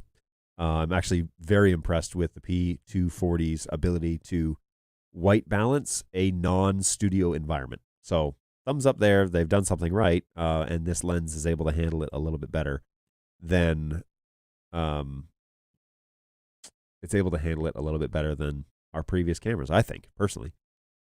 You can set your gain there, your iris settings, and your shutter. A general rule of thumb is you set the shutter at least to whatever your frame is. So I'm 1080p 5994, so 1/60 is what I'm going for, or higher. Okay, so at least at least keep the shutter at whatever your output is, or double, preferably double. But in my instance, I'm just using 1/60. I've got f-stop 2.5, and then I've turned the gain up a bit to kind of compromise for, it's kind of a closer shot, the 240. So I need a little bit extra light. So exposure's there, white balance, we already saw this, but this is full on manual mode, basically user mode. And I've balanced it as quickly as, and as it's kind of a dirty balance, but there you go. Detail mode, you can set this to auto, but manual gives you a whole bunch of more options as well if you really want to get into the granular settings of the actual image detail. But I just like this level. It's a pretty quick and easy way to do it here in the studio, especially because I have controlled lighting, and I want it to look as close to the 200 as I can. And then we get into noise reduction. We get into the options to the actual picture options. So flip and mirror. If you want to actually flip the image, if you want to mirror the image, flip it upside down or left and right, that's where you do that. You can turn on the IR filter if you want, which is, I've seen some interesting uses for this IR filter. Like they flooded a stage with IR light, for example. And then this theater like did this acting out in the dark, and they used the cameras to watch them. It was bizarre, but pretty cool. Chroma suppress, highlight. These are all same functions that we have inside the P200. And the stabilizer is here. Now the stabilizer crops the image a little bit and allows you some leeway for slight jostling and moving. It's not a full-on stabilizer like you could buy at B&H, okay, with like the rubber compressors and everything like that. That's not what this is. This is a digital stabilizer to help with HVAC systems and that sort of stuff. Everybody's use case will be different, and sometimes it'll work great, and I've seen sometimes it doesn't make any difference. The walls shake way too much, or the doors slam too much. Like they have those big panic bars, and so they click shut really hard and shake the whole building. You're probably not going to get great results with the stabilizer in that scenario, and in that case, you might want to create some sort of system that's going to cushion it. If money is no object, they make those sorts of things for this exact type of camera. So actual stabilizers that balance it and keep it rock still during those instances. And then your gamma settings, of course. This is where we're going to manipulate a lot of the black level stuff. Now, we all know that the P200 doesn't really have a lot of manipulation of the black level. The 240 does. I've been monkeying around with some of these 240 settings in the black level, and yeah, I get my crushed blacks look that I'm going for pretty easily, actually.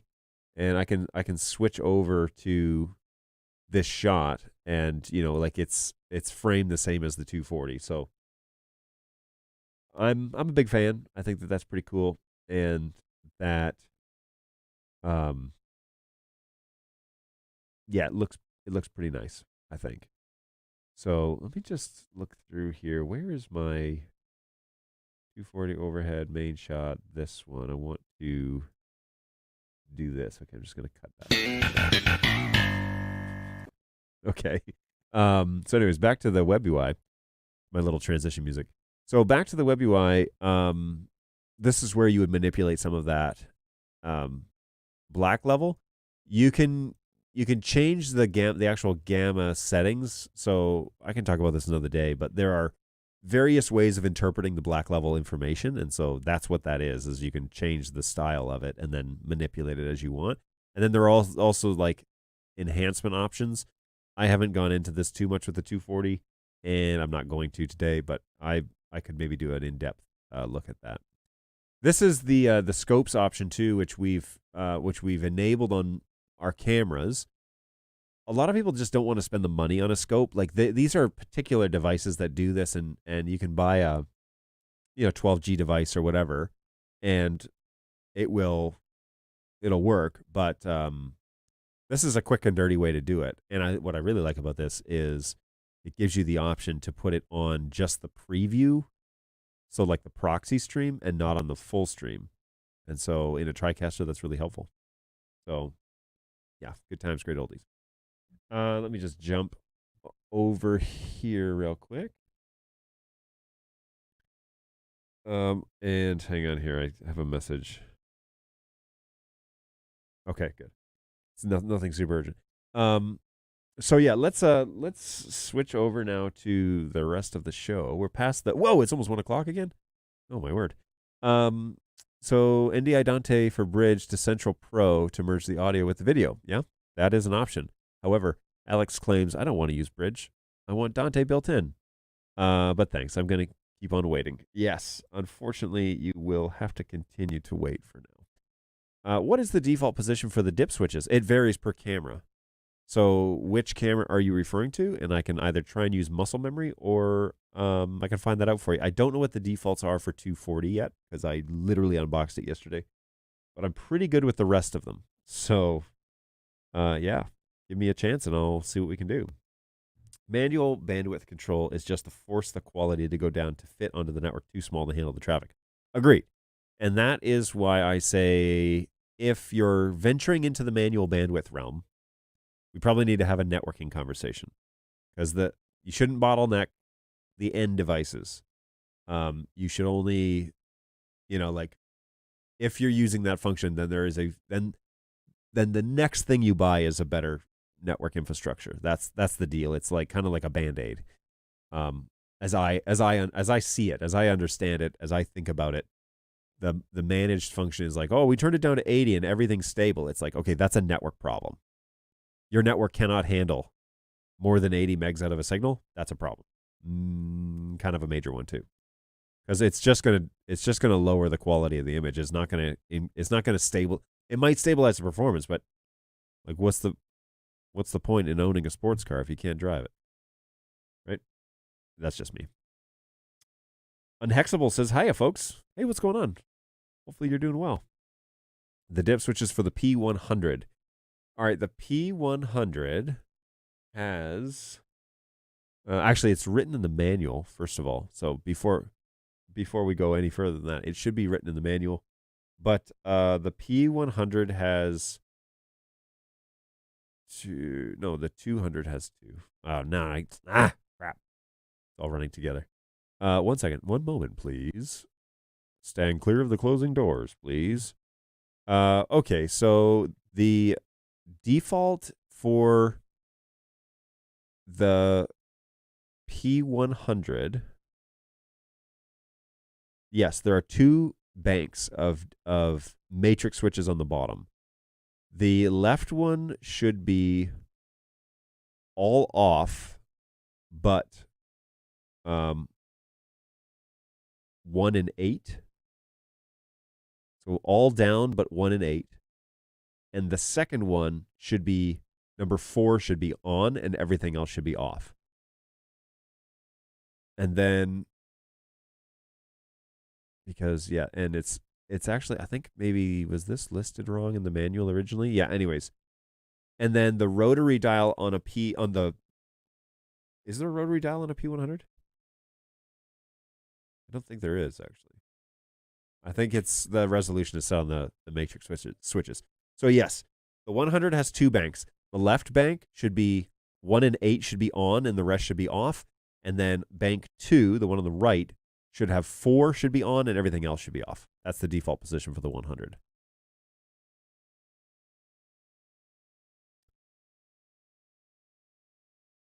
I thought the default position was the same for all cameras. Negative. It is not. I can keep going. It is the same. It's the same for the 100, 110 and 120. The 200 only has 1 bank of matrix switches on the bottom, and that one is 1 in. I think 1 and 8 should be on for the 200, if I'm not mistaken. Yeah, 1 and 8 should be on, and everything else should be off. But then the 400 is like all jacked up. It's 1, 3, 4, and 7 are on, and 2, 5, 6, and 8 are off. The rotary dial on a HD camera is set to 0, but the rotary dial on a P240 is set to 3, and the rotary dial on a 400 and a P4K should be set to 4. Crazy stuff.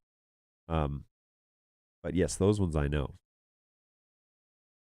The dips and dials. That's a fun it is a little annoying that they're not all the same. But they technically, those boards are very different from each other, and so kind of makes sense that they're different, but they are not the same.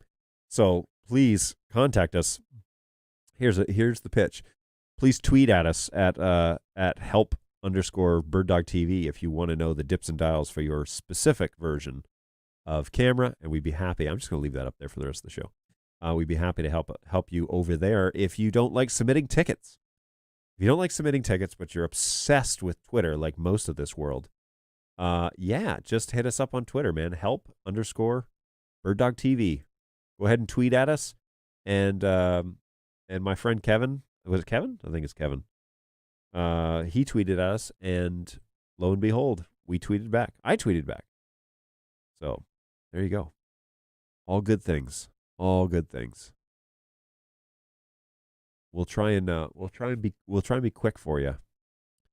But Twitter doesn't light up somebody's phone. Like our Twitter account, it goes into the help desk system, and that way we can actually record it, give it to somebody of relevance instead of like one guy having to do everything. Those sorts of things. So good stuff. Good stuff. All right. Let's take a look and see what else is going on here. It looks like that's everything in the chat. So that's good news. We are quickly approaching the 2 o'clock hour, and I have only had coffee to eat today. I didn't have snacks on stream. I bought something at the store, a sour candy, let's be honest. I bought sour candy yesterday at the store, and then I forgot to bring it in because I put it in my jacket, and then today was so mild, I didn't wear a jacket, and idiot me. I remembered like a whole bunch of other stuff I've been neglecting to bring into the office for almost a month now. So I brought all that in, did a little, hung up a poster in my office. But of course I forgot the one thing that I do on this show other than talk about NDI is eat strange foods and sour candy and spicy. It's been a while since we've done something spicy. So anyways, maybe we'll do that on Thursday. Good times. Let's take a peek over at LinkedIn real quick because I love me some LinkedIn. And there's only a couple people over on LinkedIn now, so all good. It's been a 2-hour show, so it continues, But yeah, good stuff. So there's the 240. The 240 exists. It is alive. It has one of those legendary LCD screens that everybody so badly covets.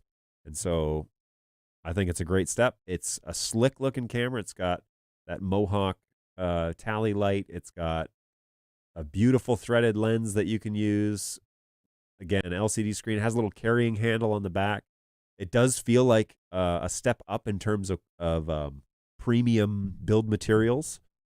Somebody took it yesterday and was like, wow, this thing feels legit. And I agree. I think it's it is obviously the next generation of the 200, and the image looks good. It's a great quality build. It's got all the conveniences. Got a really nice tally light on it. There it is now, currently live. And it's been a pleasure to use so far. So I did a real quick and dirty setup with it this morning to get it into the studio, try and match the 200, and it works pretty well. I haven't dialed it in, but that's all good. So 240's here, and if you got questions about it or you're looking through stuff and you think of something, join us on Thursday because we will hang out again at Thursday at 11 and have another show. Now, I should warn you, we've got some schedule changes coming up, and so Christmas is on its way, and it is just a couple of weeks out. Let me see if I can get a calendar somewhere. All right. Oh, yeah. This is actually going to open the calendar app. So Christmas is coming up. We've got this week and next week. And then the following week, we still got 5 shows to go before Christmas. All right. So we'll be with you for 5 shows. And then after that, the office is closed for the week of Christmas. That means support is offline for a week. And, it's one thing that we won't have the support show. But the support office will be closed. We'll be home with our families, celebrating the holidays. And so we won't have support during that week. You need to know that and you need to tell your friends and family. So the support office will be closed for a week, and don't expect a response. We will have an auto response set up at the desk to let people know, hey, we're closed for the week. We'll get back to you as soon as we can when we reopen. And the office will reopen on the 3rd, which means that we will have a support show in the new year. First day back, we will have a support show, and you can bring all your questions. So if you have support questions and they need to happen, the fastest way to probably get them answered is to hold on to them until the support show on the 3rd. So we will be closed for the show on the 27th and on the 29th, and that week of Christmas. Christmas is on the 25th, the Sunday. We'll be closed that following week. We'll be home with our families. We will not be looking at the help desk. There won't be anybody here. So just plan on it. That is a part of belonging to a young company. And I don't foresee that changing too much in the future. So we will probably always take that week off. And that's one of the things about our company is we definitely take time out to spend with our families. We work hard when we're here, but we also take some time off, and that Christmas break is one of them. So heads up, that's what's happening, and you need to know that schedule is changing. So we got 5 more shows. The next one will be on Thursday at 11. Are we talking about audio on Thursday? What do you want to talk about for audio on Thursday? Did I write that down or something, and then I passed by? No. This is not on my ideas list. Okay, that's not there. But that one, that's not even anything. So we can. What about audio, GoWeb, do you want to talk about? Hey, how does Dino compare to tools in the NDI toolbox? Are there unique advantages to using Dino? The purpose of Dino is to test your network, to see if your network is able to handle, and in particular, the computer that you're using Dino on, to see if it can handle NDI and how much NDI. And so what you can do is you can bring in a single stream and test that, make sure that's nice and clean. But when you see drop frames inside NDI Dino or inside BirdDog Dino, it doesn't necessarily mean that the device is dropping frames. It means that the network perhaps can't handle it. And so there can still be multiple fail points. It's not really a diagnosis tool. It's more of a limitations testing type of tool. Because what you can do is you can bring in a single source. You shut everything off and open Dino. Bring in a single source that you know is good and solid, and bring in a single source. So a single, watch it. It should, go up to the expected frame rate, go across, nice clean line for the most part. Then go to multiple streams and bring in the same source, but bring it in twice. And then do it for 3 times and see what kind of the threshold limit is. Generally, a standard run-of-the-mill 1 gig port on a computer will top out at about 3 or 4 sources. The way you stabilize it is you can either add multiple NIC cards or a better NIC card, a 10 gig NIC card or something like that, right? But again, you're testing the limitations of the computer. You're not really testing the NDI source necessarily. And people get that kind of confused because they're like, well, I'm testing a quad and I can never get it to be stable. It's like, well, yes, you're testing the 4 sources at the quad. You are testing the signal of the quad, but you're also testing the abilities of this 1 gig card to come in. And if it's like some cheap knockoff or if it's just some cheap 1 gig card, remember, they're listed at peak performance. They're not listed at like market performance, we'll say. So like regular performance. So it can do up to a gig, but it's not 1 gig at all times at full throttle. It might get up to a gig. It's probably going to be more like 500 or 600 megs. And, something brand name, something like the Nike shoe of NIC cards, maybe you're going to get closer to 800 megs. You're never really going to get 1 gig constant performance without performance issues. So be really careful with, I have a 1 gig card. I should be able to do 10 streams. I'll throttle them all down to 80. No. You're probably going to be good for about 500 megs, maybe 6. Okay. And so that's more like 4 streams, maybe 3, really consistent, really clean. I've noticed I have 2 10 gig trunks on my computer that run out of a lightning bolt port that go into a specific chassis that then has this fiber card in it. And I'm using LC mods, multi-mode, a jump over to my switch. The thing screams. I'm getting 15 gigs. Yeah, it's really nerdy. But Dino doesn't really have an issue, right? I can bring across whatever I need because I've got lots of throughput.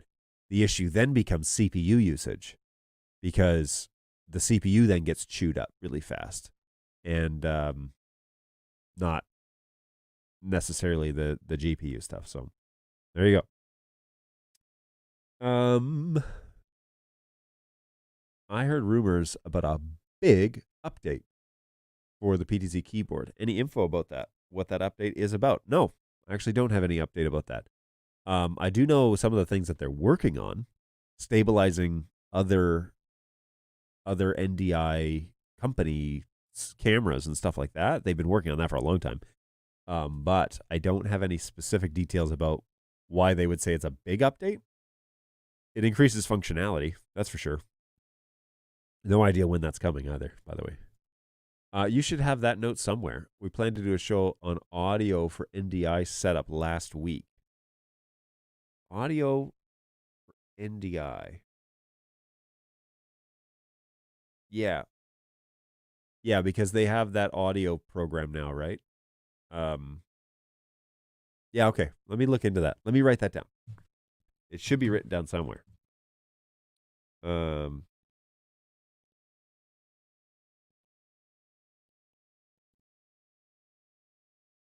In particular, GoWeb, do you want to talk about like audio in NDI as an audio source and integrating that into your setups, or what are you thinking there?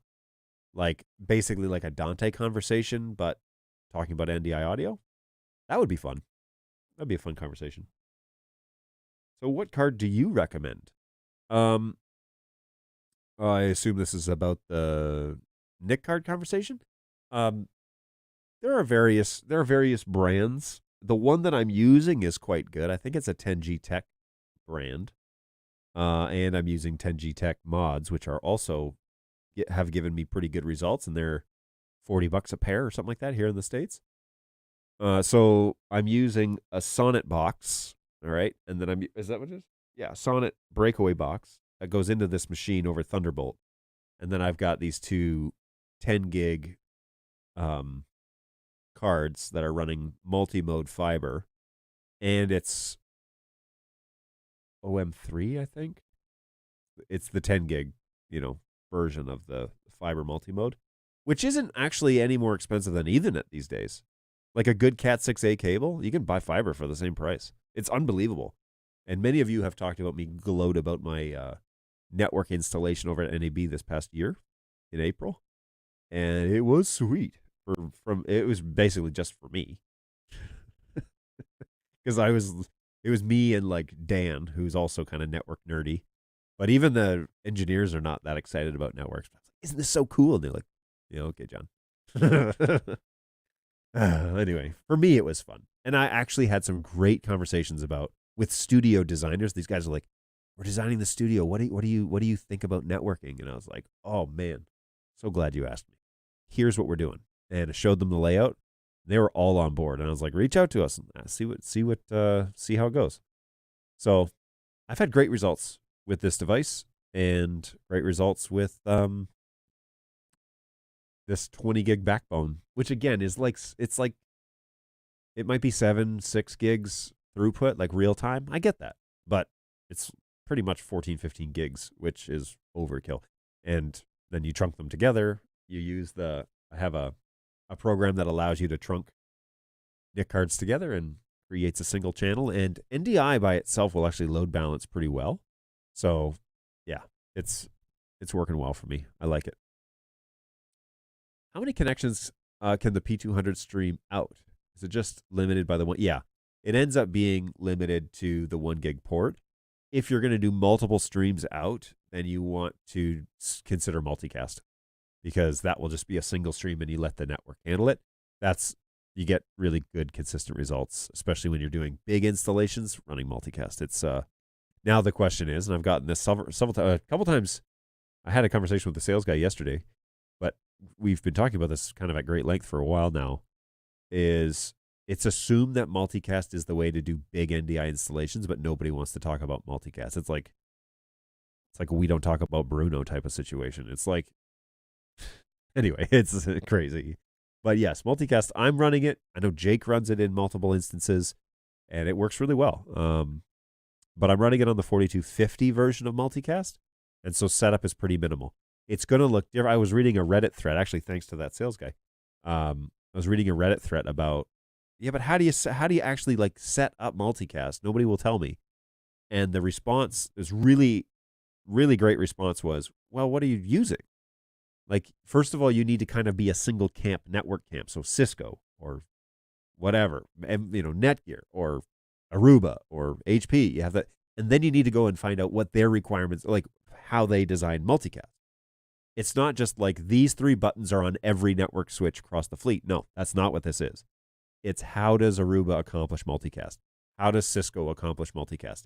The way that they do it is different across the entire networking world, which is super frustrating. But you got to pick a poison and go with it, right? I knew a preacher who used to say, you're going to die of something, so you might as well pick your poison and go with it. That was his justification for drinking Diet Coke. So that's what you have to do. You have to decide, okay, I'm going to go with this switch and this brand, and I'm going to live with their pros and cons, okay? Like all things in life. And then you learn how to do multicast that way. Honestly, the 4250 does it the easiest. For us folks that are not like certified C+, certified network engineers and having our CCNAs and all of that stuff, for those of us who are not in that realm, honestly, the $700 investment on a switch for a 42112p switch is worth it because it takes care of so much of it for you. Not saying it's perfect, but I'm saying it's a whole lot better than you trying to Google how to do it. That's for sure. And on the 4250, I have setup videos for exactly how you do it. So you're welcome. Just to answer that one, audio over networks with NDI. Okay. And so then the only other question is, are you talking about Dante as well? Or are you talking, because I can't help you with the Dante piece yet because I'm ordering Dante devices so that we can add it to the NDI5 stuff so that we can test it against that. I've heard that things are working pretty well together from the lead guys in charge of that unification. But it's always preferred to put Dante on its own VLAN. If you can, just do it. But NDI audio is now becoming a thing. Thank you to the latest NDI update stuff that just went down like 2 months ago. And so that's becoming more prevalent where you can route audio like you can with Dante. But I will need to play around with that before I can speak intelligently about it. So that show may have to get delayed. I don't know. I'm very interested in that keyboard update too. Yeah, me too. I would love to find out more. Please discuss Dante. NDI handles 32 channels of Dante audio. Can NDI handle 32 channels? So Dante Bridge cannot. You're limited there to, I think it's 6 or 8 mono channels or 4 stereo channels. I think it's 8. But, it's kind of like the first iteration, so I suspect that might become more in the future. I don't know. They haven't told me that, and don't quote me. I don't know. I don't know what they're working on. But I'm assuming that it will become more and more as time goes along, because once you figure out how to do something, then you start expanding on it. And that is the nature of BirdDog in and of itself. It might be a different level, too. Like, it might be a Dante Bridge license that does 8. There might be a Pro license that does 64, whatever. I know that the new version, the controller version that just came out from New Tech or NDI, does like 64 or something like that. And so I have to look into it a little more. It takes that, it requires a few plugins and whatever, but Audio Direct, I think it's what it's called. So how's the data affected for the Netgear switches if you switch the port profiles to NDI but also use the same port to stream out from a PC? Well,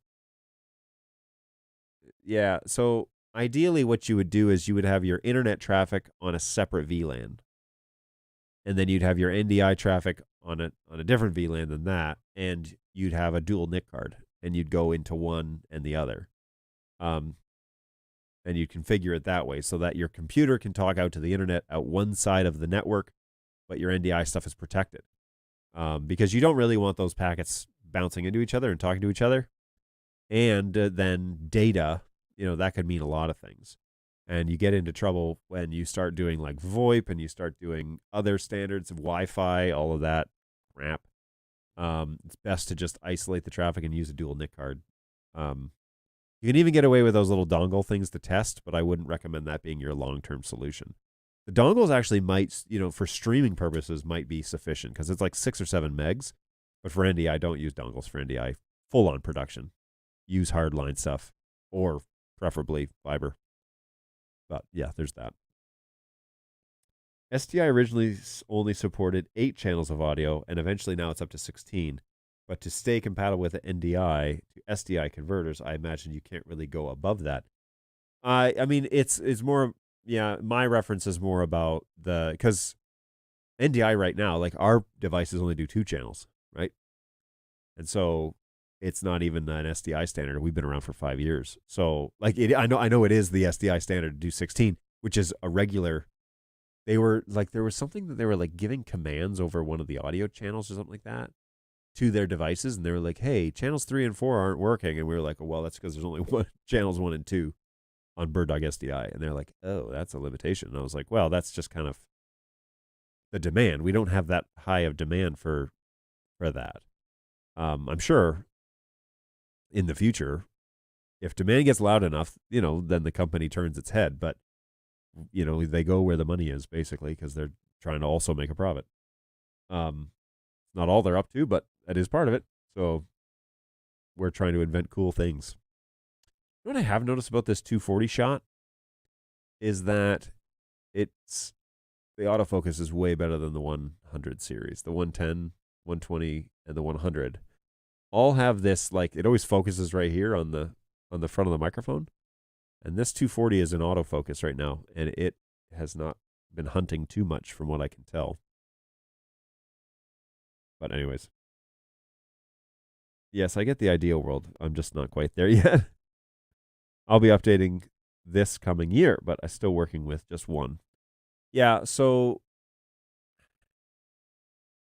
if you're running NDI parallel with your data network, you just have to be conscious that the performance might be compromised with the other data that's happening on the network. I'm not saying it can't be done. As a matter of fact, I'm doing that here on this network. Now, we have phones on this network, VoIP phones. We have our office computers are on this network, and then I have this full studio on this network. However, I'm using groups to isolate this traffic to not talk with other computers on the network, right? Other devices, other decoders, or whatever. So I'm using groups. I have my little studio group, Studio 2901, and that's how I'm kind of keeping my traffic from going and getting used elsewhere. So that creates a fair bit of consistency. I'm also using multicast in many of these instances. Well, that was hard to say. So, I'm allowing the switches, the 4250s on the network to do the packet trafficking and handling a lot of that. So I have it set up where I can kind of block some of that interference, and a group might be a good place to try and like soft isolate your sources that are on a crowded data network. And then it's up to vMix to ship it out to stream. Well, it's actually vMix is outputting NDI, and then StreamYard is taking that and sending that up to the internet, which is a very small. It's like 4 megs or 5 megs or something like that. It's not big at all. So we're able to keep that pretty consistent. Okay, folks, it is 11:15 almost, so I am going to sign off because this just keeps going, and we definitely can. But I really appreciate you guys hanging out and having a good chat session. I'm going to look into the NDI audio show conversation. I need to kind of retool a little bit to understand more of that. I don't do a lot of audio routing. I do a lot of this audio, for example, goes out of the microphone into a preamp, and the preamp goes directly into the computer. I don't turn this into NDI audio at all or anything like that. Don't turn it into Dante. Don't do that. I'm a don't convert it unless you have to type of guy. So there's that. But I put my vMix machine on my AV LAN and stream straight from there. The trick is there are no other computers. So no, yeah. Spurious broadcast traffic. But yeah, okay. That's a great call. Is that you really should isolate as best you can, and so if that's the case, you got to make the best of it. If you are going to upgrade later, then you can isolate your traffic with a VLAN, which is better yet, if you can. It is compromised. Already found that out with my last broadcast, so I was just wondering if switching the profile to NDI instead of data, if it would give me a little better performance. Oh yeah, it might. I see what you mean. Yeah, that might give you a little better. It'll obviously, the ports will all be set up for specifically for NDI function. So yeah, you'd probably get better performance out of that than data if you're running a 4250 for sure. Actually, almost guaranteed it'd probably be a little more stable. And if you use the NDI 5 profile, it enables you to use multicast if you want. So there you go. Okay, folks, you're welcome, GoWeb. I have to sign off. I got to get going. So don't forget the news. We're over on Twitter. If you want to tweet at us for any reason, that will go directly to our support desk, and my agents are waiting with bated breath for your inquiries. But if it can wait, join us on Thursday at 11 a.m. Eastern Time here in the U.S. We'd be happy to give you a hand, talk in real time. These discussions are always great. You never know who's listening in the background. Maybe they've had the same question you do. So bring your questions. Hit us up in the chat. Let us know. If you follow us over on Twitter, the show is streaming over there too. So that's always cool. If you would, if you do that, that'd be fun. And it's a great place to connect with other NDI people to use an NDI in the field. So yeah, always good stuff. Great to have you guys along. Thank you again, Alex. Thank you for joining us today. Really appreciate that. Hopefully you can come back soon. It'd be great to see you again. And Angus, of course, as always, my friend. Thank you for joining us. It's good to see you too. So yeah, and in the meantime, if you can't wait or you got something that comes up and you really need somebody to take a look at things, we have a help desk that is fully functional, and our agents are there 5 days a week. Help at BirdDog.tv. We are out on weekends, but we try and get to everything that we possibly can. And the team is like every day they're getting better. They're getting faster. They're learning a lot. It's been really cool to watch that team grow. And so we've got agents, multiples now. They all work out of this office, and they're all doing good stuff out of there. And yeah, they're moving in the right direction. Really excited about their progress. If you have questions about the product line, like you want to know more about the products but you haven't purchased any, you can reach our sales guys over at Hello. And they're great at helping you flesh out ideas as to like, yeah, you can use it for this or use it this way, or here's a configuration. They might be able to record you, like Jake recording a quick video for somebody. Show hey, yeah, look, here's how I do it, and it's just a couple of minutes, and then they can shoot that off to you.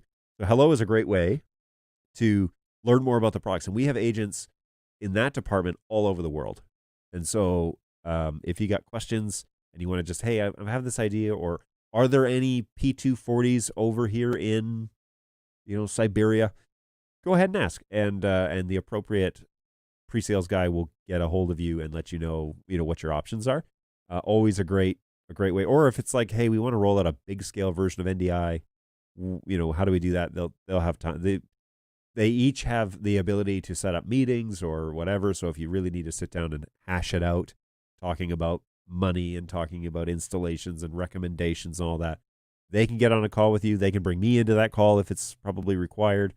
We try and really make it happen. So the guys over at pre-sales at hello@birddog.tv, they are the best in the biz, man. I love them. They do great work and really good guys to get to know. They're at a lot of our major trade shows, so you might talk to them here online and then meet them at the shows. Great place to start kind of flushing out, like it would be a dream to have NDI.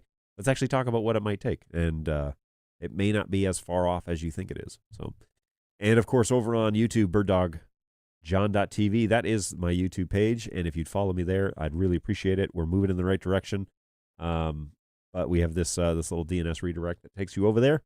BirdDogJohn.tv, and that is the official support YouTube page that I run Everything I do on this studio at least shows up there. And now it's going to end up on that Twitter page as well. So great stuff. I really appreciate you guys hanging around with us.